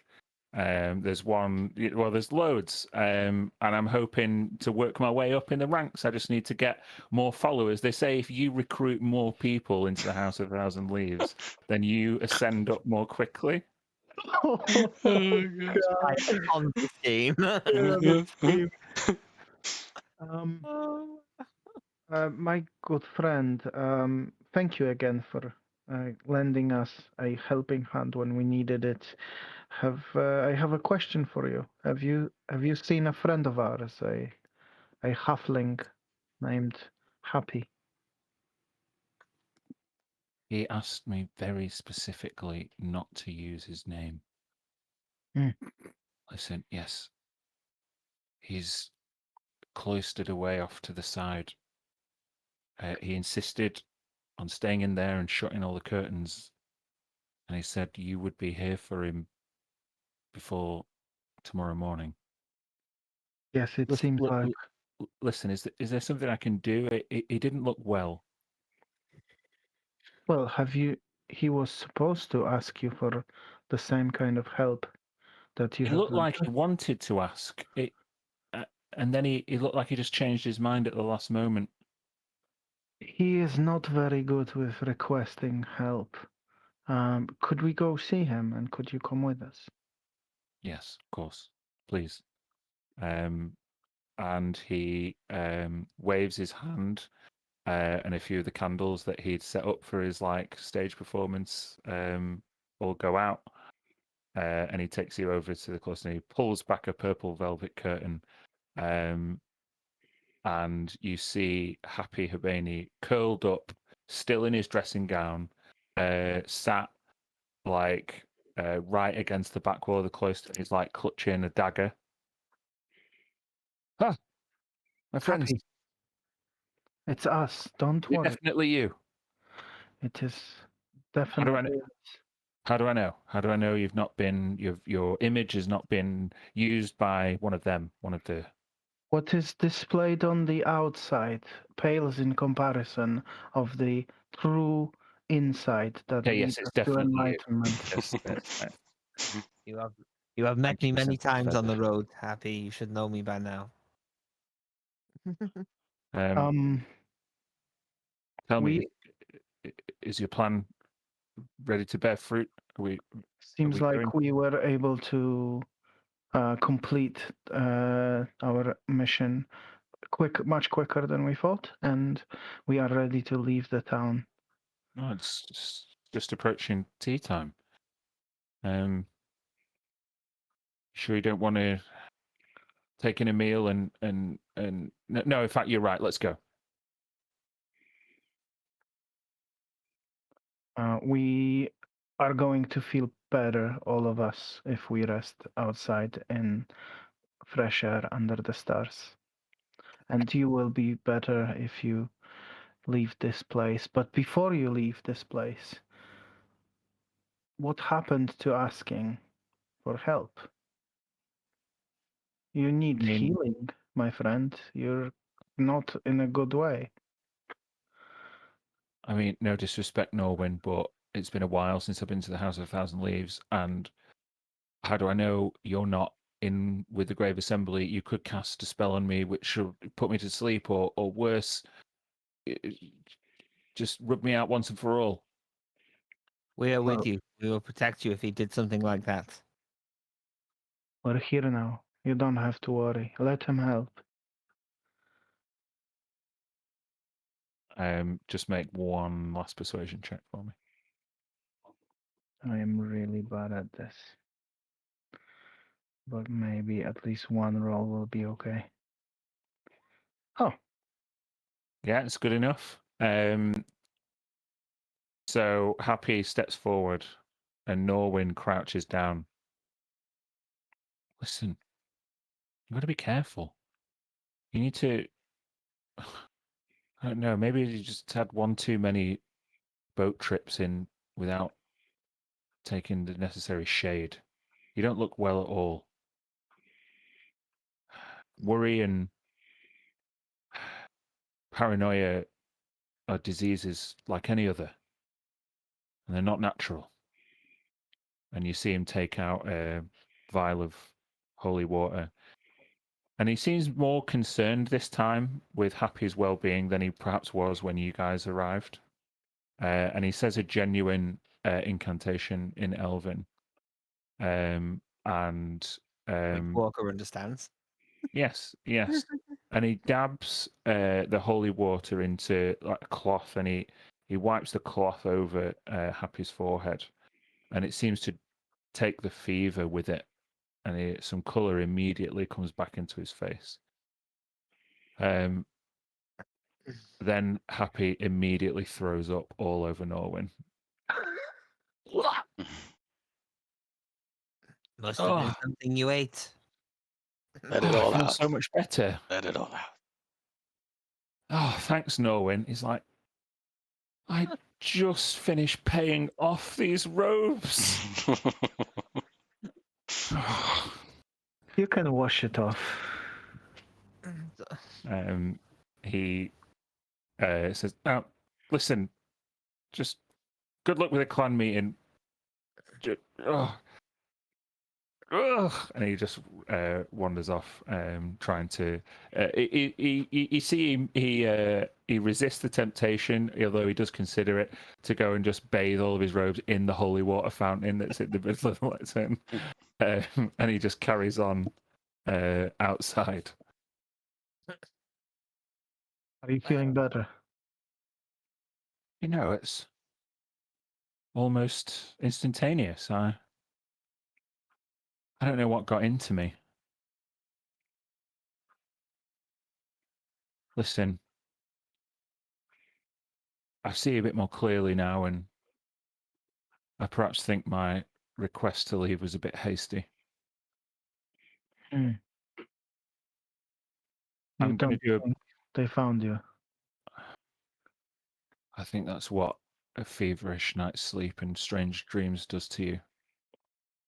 I'm going to make sure my affairs in order and perhaps take those nice dragonborn across the lake tomorrow. And if I'm still feeling like Timbereach has run its course for me, then I'll continue on to Freebury or Silvercrest or somewhere. That is very wise. Can I offer one bit of advice? Please. Clean your house thoroughly, please. Oil and wood are very dangerous combination. Oh, that's going to take ages to get sorted. I wonder if Norwin knows prestidigitation, and he wanders off after him. Well, I'm glad he's better. Sometimes the mind plays tricks on us, doesn't it? It's easy to forget that reality can bend around us. True, although his paranoia was not present without some seed of worry of something genuine. Well, he did mention his past is haunting him still. I do hope he keeps his eyes open. Perhaps Seems- I can check on him if I come back here after the meeting, maybe. Seems we've met many today who are working hard to move beyond their past. Yes, this town is full of different things and mysteries and just insane amounts of things to do and to check up on. I don't even. I lived here all my life and never seen any of it. What a 2 days in Timbereach. Lovely, lovely. Yeah, let's go back and wait for Jade in front of the clock tower. All right. Okay. You would have arrived at Zolfir's School for Blind Children almost immediately after leaving Lucky Daggers, Jade. Have you gone on your own? I think you have you? Yeah. Yeah. as everybody else leaves you and you head towards the school, just make another wisdom saving throw for me. Nah. Oh, no, it's gonna. So much lovely role play. Ah. Just buried. I miss Dolores. Okay, so it is. The school is free of students currently, and you see a few caretakers just shambling about, tidying up, and one of them, a bald-headed young man, maybe 17 years old, dressed in kind of like monk robes, is locking the gate up as you approach. Hello, wait, don't. I need to talk to Wang. Oh, and what business do you have with the mistress? I want to ask her for a job. A Sort job? of. Well, sort of. I think I can help. Well, we are short-handed. Please come in. I'll tell the mistress you've arrived. And he looks down. Thank you, kind sir. Yeah. He leads you into like a school hall. There's like rows and rows and rows of desks, and loads of strange wooden collections of like tablets all tied together with string on each desk. Oh. What are these for? These are a new way of deciphering text that the mistress has been inspired to create and work on. She wouldn't share how she came up with the idea, but it seems to really help some of the children. And the young man shows you what is basically braille carved in wood. Yeah. Nice. Clever. I won't be a moment. A few minutes pass by, and you can see this is a happy school where there's not much in the way of like posters and stuff, but there are like a few portraits of students who have had portraits commissioned and become very successful despite their disabilities. And there is also a massive symbol. I just want you to make a religion check for me, Jade. Ugh. Yeah. These rolls today, jeez, Yeah, they suck. so bad. Hold on. It looks like a big coin, like in the like where you would find like a crucifix in a church school. Instead, this is like an embossed coin that's got like part of a relief in it. It's a We have a curious symbol. giant bee in it. Yeah, it's just a Bitcoin. Yeah. After a few moments, the mistress, so to speak, comes to you. She recognizes you from earlier. Hello. I got the impression you wanted to speak earlier, and I was too busy dealing with the children, making sure the ones who'd been taken part of that terrible ordeal were okay. Yeah, and I was too busy divining for a precious object. You're a mystic, are you? Sure. Well, Tamora shines on the people who rely on Lady Luck. And I bet it's good fortune that's brought us together. Certainly good fortune that's returned my children to me. Some good fortune, and also we did it, sort of. Look, we have to leave, so I'm going to cut to the chase. I think I want to help you. I think I'm supposed to. Some of the children mentioned the curious tabaxi lady with the green eye. I mean, your one eye is green, but they were talking about some kind of prosthetic. I mean, you could imagine how children who'd lost their sight would be interested in something like that.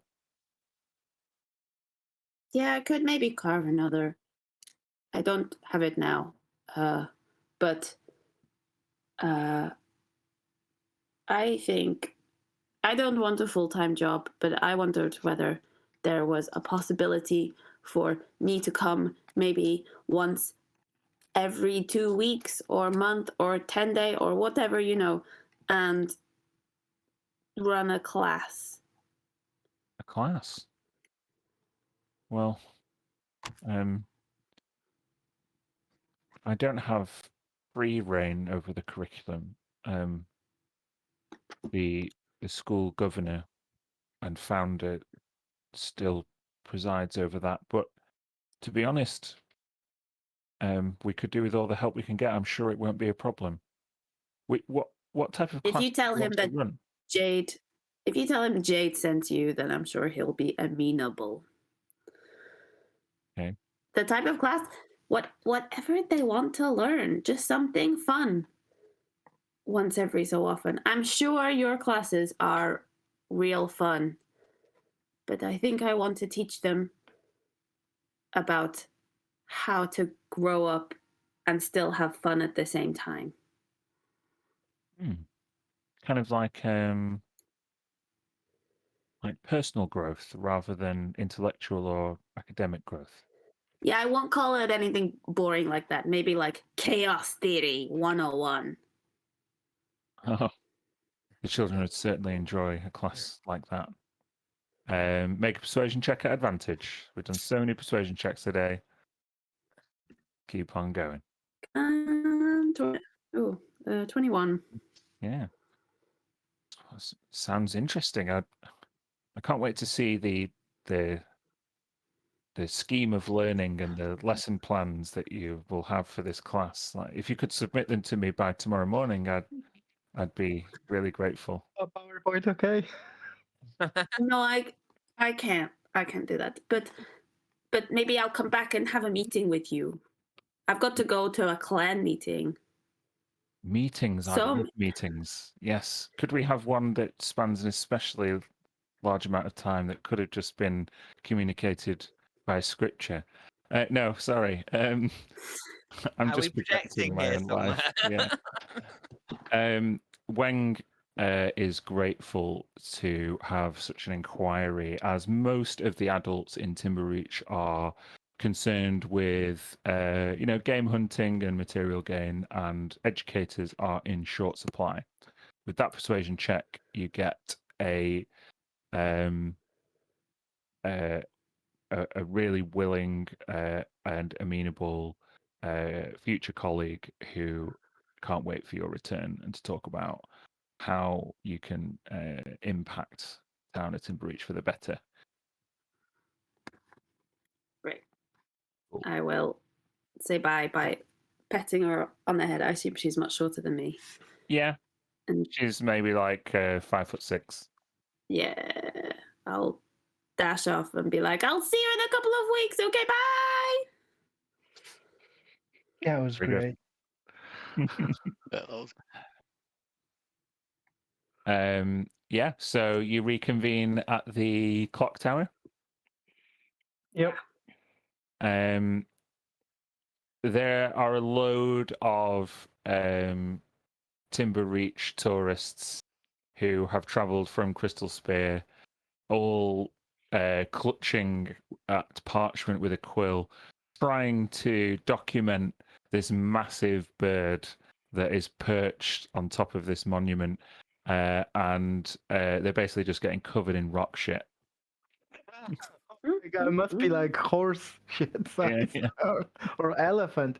I'm gonna say to Smoke, if we were in of that persuasion smoking mirror, this would have been a perfect opportunity to collect some coins.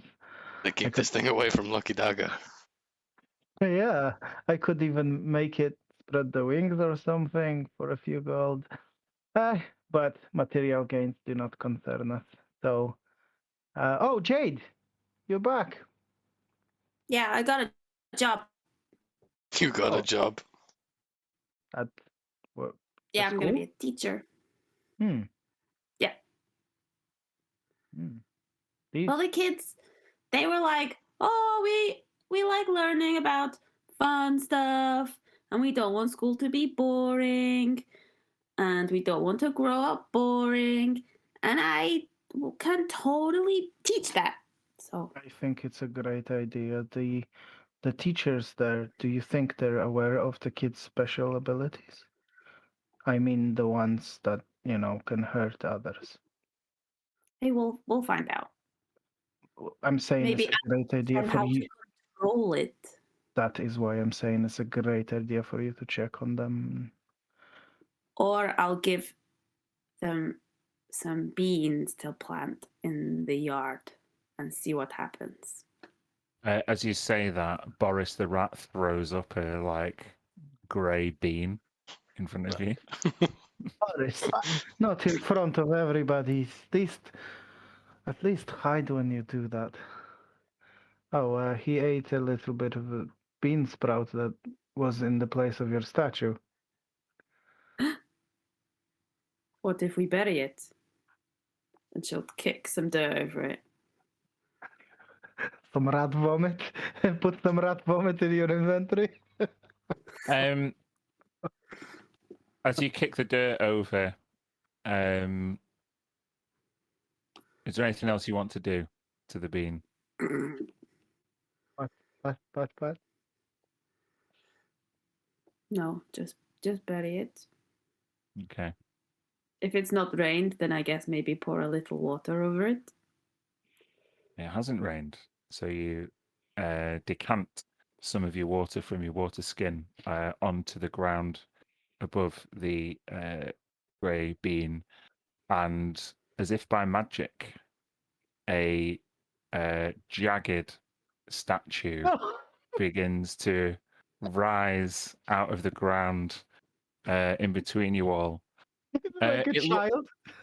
It looks very similar to the one that was conjured outside the House of a Thousand Leaves. However, this tabaxi's features are more rodent-like than before. What? Maybe this one will be nice, Jade. As you step back and observe the magical statue take its form, with its longer snout and whiskers and pointed ears and darker eyes,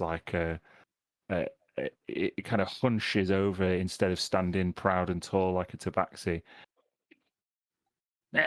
I told you that Jade Canvas was a fucking rat. Look, I am her true form. Oh my god, you're so ugly. Senseless Feathers waving to the rock to come down. We have to get out of here. Who are you calling ugly? Look at you. You're so tall and spindly and so lanky. You could do it. You should not skip so many meals. You need to put some weight on. Like you, like a fat rat? Who are you calling fat? Everyone who will listen, come around. Jade Canvas is the worst tabaxi ever. She is an actual rat. She will steal from you. She will bury into your house and live inside your walls. She will eat all of your cheese and ruin all of your clothes. This is all very clever of you, but yesterday or this morning, I saved all of these people's children, so they won't believe you. And you're sitting here at you. who can't run away, and she kicks it, and then Ah. runs over to the rock. Jade Canvas resorts to violence. She will not engage in diplomacy. She is aggressive. She is a barbarian. Can I hit the fuck statue yourself! with my quarterstaff? I'm going to hit the statue with your quarterstaff. Yes. I want to boot the statue on the head. Yeah, Shut you do that. I'm not going to make you roll to hit. You just hit it. Ah, her accomplices are just as violent. Don't trust any of them. Shut up, you animated bit of the rock. What do you know? Respect your Walker. betters. Walker, get on the bird. Get on the bird. Making her escape.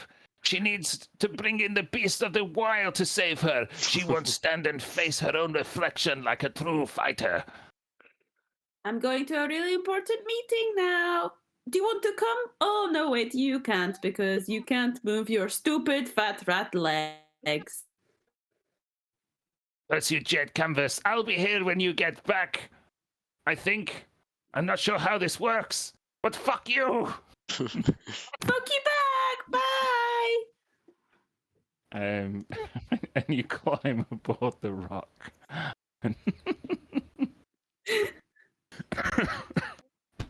Awesome. And you fly off beyond the horizon towards Tiger's Watch. What is this Now game? This is why you can't describe this fucking game to people. As she flies off, Jade is just doing this to the statue.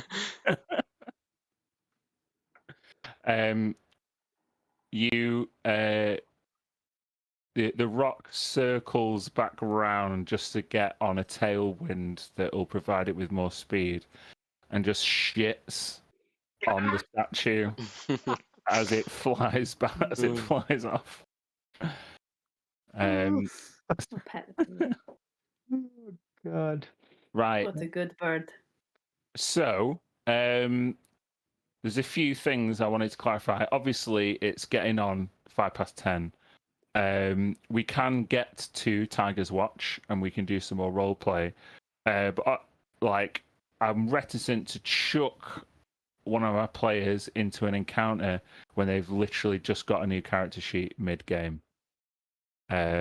So apologies for slowing the pace down a little bit, but I didn't want to punish anyone for the decisions that they'd made during the game. No, I really like this. It was Fine. great, Yeah. yeah. I was just gonna add, I got to start work a bit earlier tomorrow, and I'm in the office, so I'd prefer not to run extra long if it's the case of that. No, we can get to Tiger's Watch, and we will not finish too late tonight, if that's all right. Definitely, fine. yeah. Okay. So It's the Baxi campaign now. yeah, literally.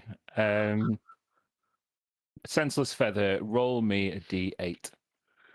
Right. Oh, I forgot to mention, obviously learned from the previous experience, flying low. Yeah, sure. Oh, that's probably good. Yeah, that's your third 8 you've rolled while on a flying beast in this campaign. Thanks. Good. No worries. Well, we didn't want to fight anyway, did we? No, you didn't want to fight, but no, there's a few different things that could have happened. However, you find yourself flying just above the canopy of Snaketail Jungle on a crisp autumn evening. The sun is just going down in front of you, and you can see the silhouette of Tiger's Watch and the mountain range that it's a part of just beyond. On foot, this would be another good few days' journey, but with the speed and size of the rock bird, you are all gaining a new perspective on the jungle. You've never seen it from this angle before, and very few of you would have ridden on the back of a rock before. So, kind of you're catching up and making up for lost time. Each of you are encouraged that you might even make it for the start of the clan meeting if you keep this pace up. Yeah, rock. Yeah. What a good item, eh? Yeah. You start to climb altitude-wise as the a snake-tail jungle starts to disperse around the base of the hills and mountains, and the terrain becomes much more vertical and jagged. Thick brush becomes outcrop, outcrop becomes clearing, and clearing becomes mountain. You clear the first set of hills and then make your way into a valley. Do we have to like rest before we get there? Because we left like evening time, didn't we? Yes, you left evening time. You would arrive at this current pace in Tiger's Watch. If you were to fly directly there, you would arrive before midnight. But that's assuming you fly the whole way. I'll show you where we're at. Ooh. Ooh. So you break over the hills into this mountain range. And yeah, the mountains are tall mesas, as you can see, lush waterfalls. It's really a secluded paradise, far beyond the dangers of snake-tail jungle, and each of you are filled with pride at a glimpse of the Cerulean Isles' natural beauty. This is Urkashindi's land, and you can see why he chose it. Yeah, so you can do what you want to do. So we land before we get to the peak, right? Yeah. So there are a couple of things at play here. The rock flying at this altitude, it would start to get very cold at the top. And the rock wouldn't be a fan of that. But also the climb up Tiger's Watch is part of the pilgrimage, and it would hold special That makes significance sense. to you all. So we'll probably so Feather will bring it down at the sort of beginning of the traditional climb, the pilgrimage, at the base of this mountain, and as we all get off, the rock sort of looks at Feather, and Feather says, Gishindi thanks you for your service. And then it just sort of flies a little bit and then starts spinning and shrinking. And then as it becomes a small ball, it explodes in rainbow colors and disappears.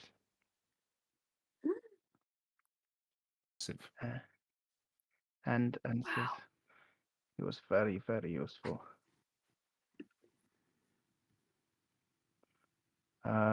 And it's sort of, do you say maybe, before midnight, kind of?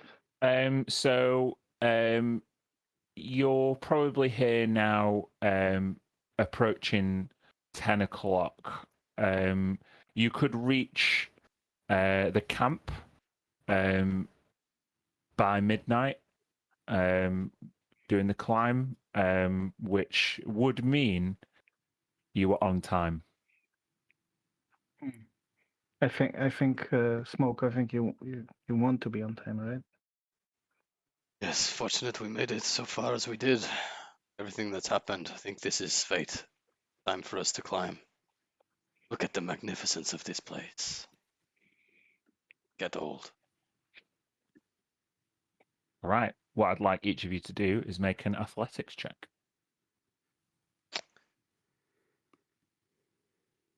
Athletics, okay.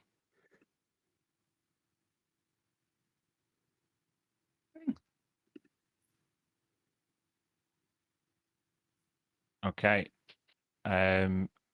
It's just a pass. So your pace isn't breakneck speed. you are actually delayed somewhat by the number of tabaxi making this pilgrimage. This is a clan meeting and it is busy. You see grey tabaxi, orange tabaxi, black tabaxi, all different kinds of colours, different shapes, different heritages, different clans, all overtaking each other, arriving at different points in the mountain range, coming over the hills, being dropped off by other flying creatures like yourselves. Smoke, I would like you to roll me a d10. 5. 5, okay, bear with me 1 second. Okay. You you make your way across the rocks and between a few streams, and you start to plan your route up and plan your climb, and you see basically it's just sheer rock before you. And even though you're all accomplished climbers, this would prove a challenge to all of you. So I'll just give you a second to discuss, the challenge that lays before you. Sheer rock going maybe 200 feet up. Do I recognize anyone that's particularly looks like they're doing like a really good job of it from the other clan members and stuff? You actually see a couple of groups of tabaxi at the bottom of the rock face nearby, having the same problem that you are. Like, I knew this wasn't easy, and Was Smoke never here before? None of us were here before. you I can't remember, John, whether we said Smoke had ever been to a clan meeting before. How often are the clan meetings usually? Once or twice a year. Yeah, I think we'd said that maybe he'd been while he was younger, Yes, I agree. I think that was right. but I not didn't in just his full presume adult there. age. Like, So, given that the journey is made so infrequently and not all clan members attend every meeting, it's just a case of, have you come the right way? Is there an easier way round? You're figuring out kind of where to go. And as you look at each other and try and plot a route, a rope just comes down. can we see if anyone's thrown it? You assume so. It's too high to Or we see just up can't from see where them? you are, the vantage Okay. point. Yeah. Where would we be without the help of others? I'm gonna grab the rope and try to climb in. Yeah. I mean, you've got a climb speed and there's a rope. So if everybody wanted to shimmy up the rope, it would not take any of you too much effort. Yeah, Feather is basically using the rope, just running all the way up. Mm-hmm. Very cool. I'm going to try and be Flash and use my new levitate ability Woo! There you to go. climb up the rock without expending any effort, really. I can sort Yeah. of use the rock to push me up, but it's not the You're same. just like drifting up as you make contact with the rock. Yeah. Very lightly. That is Awesome. so cool. And Walker? I just climb up the rope. I'm too old to do anything fancy. As you emerge at the top, you can see the rope was tied round another massive rock. And you can see a motley crew of tabaxi. They all look a bit kind of weathered and rustic in their approaches. They've got climbing gear. One particular like blonde tabaxi turns round. He's wearing like a tri-corner hat. I will show you him. Ooh. Oh, that was a well cool one. This is Gale of the Storms. And he lunges towards Smoke in a kind of faux dagger attack, like, ha ha!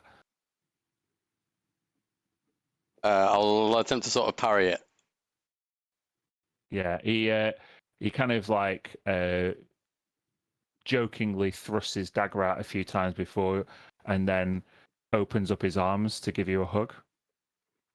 Smoking mirror. Gale of the Storms. Give him a big hug. Ha! It has been a long time, young one.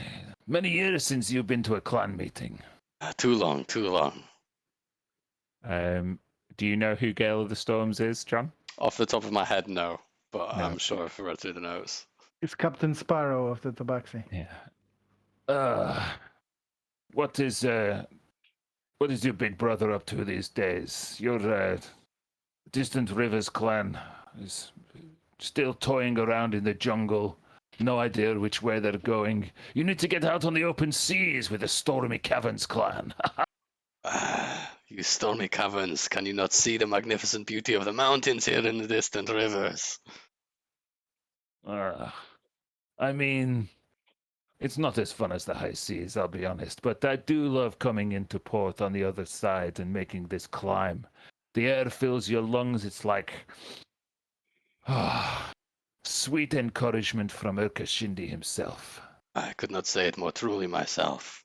Though I have been on the open ocean recently with some of my companions outside of the clans.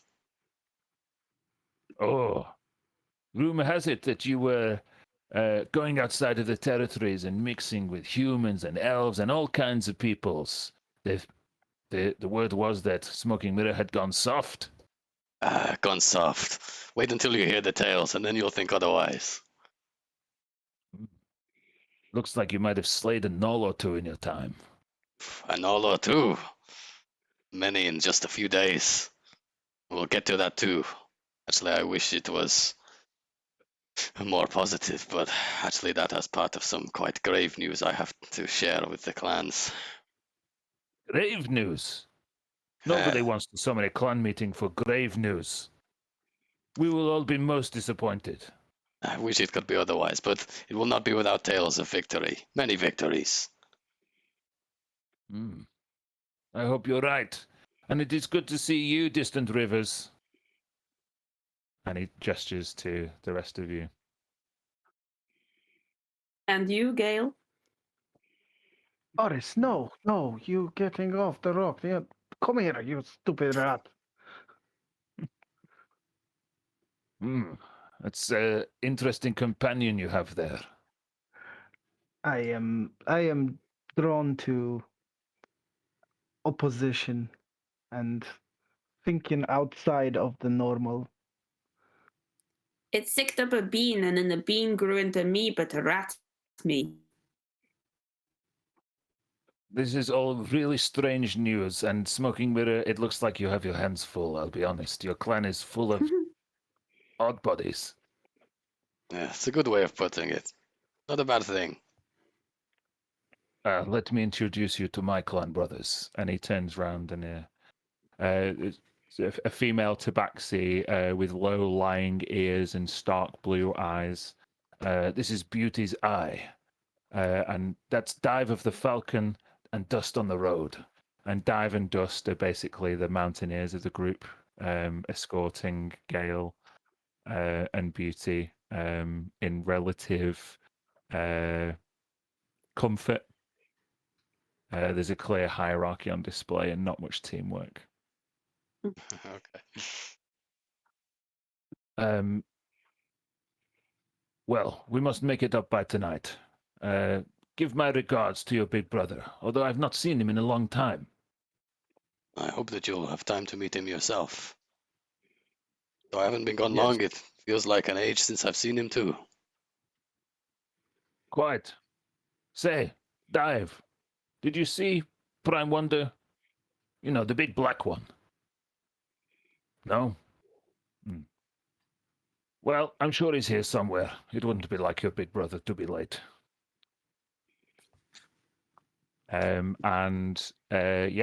Everybody continues. A few other clans or clan members intersperse with your journey. I'm going to make you make another athletics check. Even if I'm levitating. You can keep your levitation, so you can skip it as a success. Okay. All have to make another check. Yeah. Okay. So with Jade success and Smoke success, it is just again an overall success. You find yourself on a trail, and after zigzagging up between a grassy rock crag, you cross a rope bridge. And on the other end of the rope bridge, you see another tabaxi. They are by the side of the rope bridge, dangling their legs off the end of the rock to what must be a 350-foot drop. They are playing a lute, and they have a hat concealing their face, and is just kind of playing like a mariachi tune to passers-by. And he encourages you to cross the bridge. Yeah, Yeah. I'll start heading Mhm. over. Across it. Okay. As you cross the bridge, a familiar smell wafts over your nostrils. It's not pleasant. That smell like That a quiet bog over there. As you get closer, the illusion of a cool bard on the edge of a cliff playing a mariachi tune is dispelled as a raggedy busker becomes more clear in your vision, and you see, bear with me, where is he? You see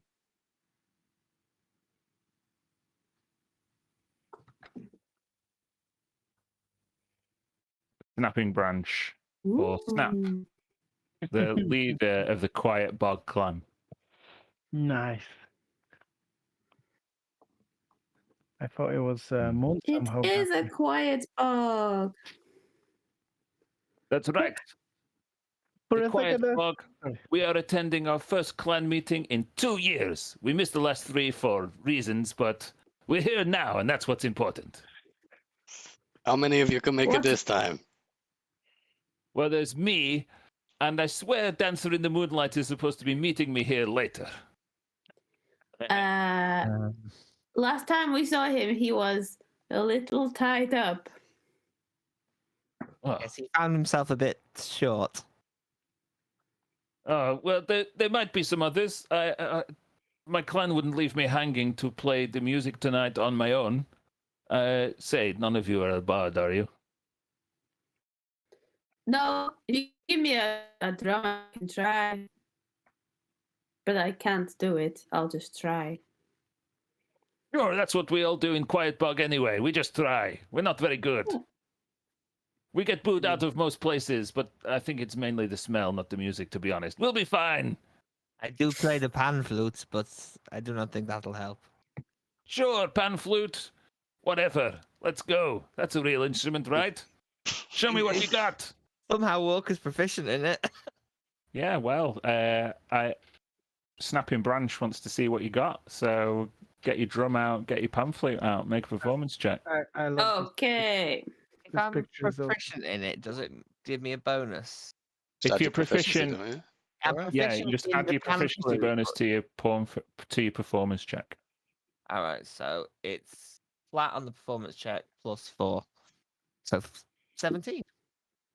Hey, what can I say? This doesn't sound absolutely terrible. Maybe you will help me play tonight. We need to make sure everybody is relaxed and make sure everybody has a good time. Clan meeting is very boring. Too many announcements, too many administration, voting, battles, things like that. I don't have time for that. I just want to make sweet music in my quiet bog. This picture I is will help amazing. you. Yes, we will help, but this clan meeting will be unlike many others, I think. Oh, is something exciting going to happen this time? Smoke. Yes, quite possibly. You'll hear all about it. I'm sure Oh, you'll well- be busy playing your lute. Just keep an ear out for when we tell our tales. Sure. Keep an ear out, keep an eye out. One for blue, one for brown. I keep an eye on everything. Anyway, you want to move along. Don't stand on the rope bridge too long.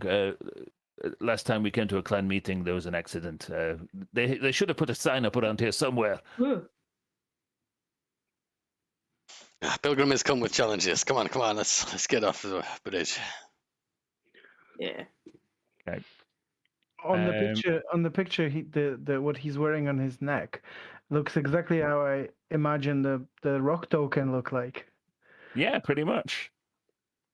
Yeah, it's a cool like tabaxi minstrel. I don't know. It's It's really good. When I first saw it on like smaller, it looked like he's like holding like a hearing tube, and I'm like, this guy's so old. That's a salute, isn't it? there's so much awesome tabaxi art out there. So you managed to progress up the rope bridge and to this camp. The camp at Tiger's Watch is very much like a monastery. So it's very Spartan, and there are like dormitories for all the different clans. But all the clans are encouraged to mix together, and basically you go in like the next available dormitory, and you never know who you're going to get bunked next to. But this kind of camaraderie and communionship is encouraged, so everybody can get reacquainted and not spend time socializing once the important business of the clan meeting starts, which can be violent and testing and divisive.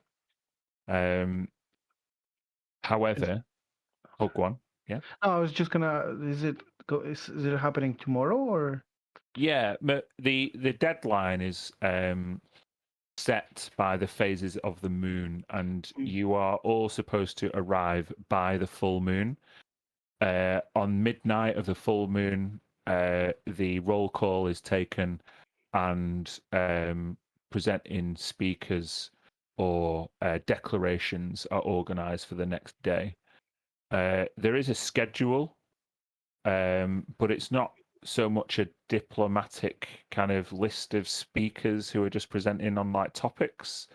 It's people making demands, trying to encourage either cooperation or implore each other for help.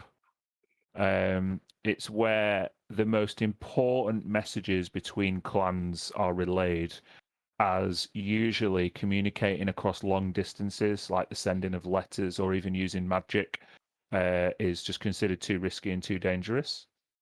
So if anyone's got a grievance that they've been holding on to for the best part of 6 months, the clan meeting would be the hear time them. to air it. Yeah. So right now is about midnight, and the main event's happening in the morning At dawn. at dawn. So we get to like rest. Sure. And we will end the session there if you wish. You arrive in a Spartan dormitory, one after another, and you have to register, and we'll start the clan meeting procedures and the. I was going to try and do something before the sleep. Oh sure. Which is to where if we go into the dormitory and we get ourselves situated and just ready to rest, so we're fresh at dawn before we go to sleep. Feather will take out the jar and look at Smoke and say, if anything weird happens, just don't let me choke to death. And then I will just chug the whole thing. You will chug a large jar of pickled herrings. Yeah. Make a Constitution saving throw. As he's down in it, asking me to watch how he doesn't choke, I'm just like, I am no medicine man. Oh no. He chugs the whole thing, which is a curiously brazen move and risky move for a man of senseless feathers advancing years. And as he fills his mouth with the third gulp and emptying the jar, you can see his cheeks bulging and the like viscous vinegar liquid just threatening to come out. He looks like he turns green for a moment before swallowing it all down, and then he just falls flat on his face and passes out. Well, Beautiful. Looks like it works. it certainly had some effect. Awesome. Yeah. We will do the sleep and things at the start of the next session. Sounds good. I'm going to tell you now for that con save, you're going to have a level of exhaustion Great. when you wake up, unfortunately, Feather. Of course. Oh no. Sounds good. I mean, what you were saying before about like it goes against his wisdom and stuff. Mhm. He got his name for a reason. Yeah, senseless. He's very wise, but also he will go to different lengths to reach enlightenment, and sometimes that means chugging a jar of pickled herrings. Looking through the eye of the needle or shitting through one, as senseless feather will be. There's definitely something to that. Yeah. So Okay. Dan, me and John were messaging. The arrows that Ethel gave Smoke to give to Walker. We've shared. We'll split them. Yeah. We've split them. Oh, I also Sold didn't it. want to get your hopes up when he said they would take down anything in one shot. He meant in the bloodwood. He didn't mean just Yeah, all the I figured time. they're just silvered arrows. So Yeah, Yeah. they're which are silver. useful. So. Use these on Calixit. Oh wait. One shot kill? No, not gonna happen. Thank you. Right. That was freaking awesome Yeah, it was session. awesome. And it was Yeah, thank you. unexpected. I expected like Went what really just good. happened was getting to Tiger's Watch to be like the first 10 minutes, and then it all to be about Tiger's Watch. This was a great like. I mean, expansive. obviously we needed to figure out what was going to happen with Jade, and we discussed different options, and Kirsty didn't know what was going to happen, but it was a nice opportunity to build the lore and the backstory, not only of Lucky but also the amulet and the 12 tribes. Like, I think what we really missed out on when Smoke left was, we didn't really know much about Tabaxi culture and the whole everything. Like, I think when we resume the game, Smoke will feel like such a more three-dimensional character. Context. Not that he didn't before, but like Context, you know, say, yeah. Yeah. the context will give so much more weight to Smoke's story. Smoke being a character within the Cerulea Isles, he'll be a character of and from the Cerulea Isles more. Yeah, exactly. Yeah, it definitely helps me to expand like a role play with the mindset of like where he really comes from and stuff, and what's going on, like history. And I think you proved in that session, John, that you know exactly who Smoke is with that delicate dialogue with Lucky and the way that he's that one. It was progressed. brilliant. Yeah. There was a lot of roleplay, actual proper roleplay tonight, which was cool. Yeah. The whole Loved thing it. is always like he wants to go in and smash everything and like cut everyone up and just to solve all the problems, and has to always realize that's not how you solve the problems. You gotta hold your fist and like talk it out, kind of thing. Yeah. Always works out. And we helped the poor mentally sick man, which was great. He would have probably just died if we left him. Yeah. Probably. Yeah, you've solved like the last 3 problems through diplomacy and stuff, and like that's that for any D&D group, the temptation just to smash everything is usually too much to bear. So That's done. always there in Smoke's mind as well, because I know Yeah. like that's how he genuinely wants to solve problems. Like if something happens and he thinks it's wrong, like he'll beat someone up or try and beat him for it, you know. But he's always like trying to rein it in. Like it's all these different adventures and encounters have like proved, the context of them has proved that to not do things that way, and the value in diplomacy and stuff like that. So it's like Yeah. he's genuinely And- learning lessons about it, which is really cool. And modernizing the clan as well. That's something that's Yeah. in the forefront of his mind. Yeah, I thought that's where Feather really wanted to like throw his weight behind as well. But the temptation was there to just kick the door to that smithy, right? And it almost happened, and then I was like, you know, he literally walked in and then he looked at Aether and saw that he was being helped, you know, with his prosthetic arm and stuff like that, and you know, he's busting in there expecting to be like, oh, Lucky Dagger's in here just trying to grab money and rip people off and stuff, and then you saw him like helping this guy with his wound and stuff like that, you know, and I was like, oh shit, yeah, like that's why I went outside to talk to him and find out more about his relationship, you know, and that definitely steered it in a Good. different direction. It was really good. Yeah, that was exposition that Aethelfair could have give you on the mutual owl bear hunt, which didn't happen just because of your survival check. So it was lucky that you did ask him, because you would have thought about Lucky Dagger in a totally different context had you not had that chat. Totally true. It was smart. Very cool. It was good. It was really good. From everyone, like brilliant. Yeah, Yeah. Jay's Really, powers. really That was enjoyed so cool with the skull as well when it reactivated and it put the last chip in and then Jade gets the powers back and stuff. That was well cool. Yeah. Yeah. Yeah. I've got to go and learn my character sheet now. Yeah, I mean, it's still a warlock, but it's now a Pact of the Talisman warlock, which is a relatively new thing with some interesting mechanics. So yeah, feel free to have a look at it and let me know if you're not sure how anything might work. It'll be the first time I've played with one as well, so we'll figure it out together.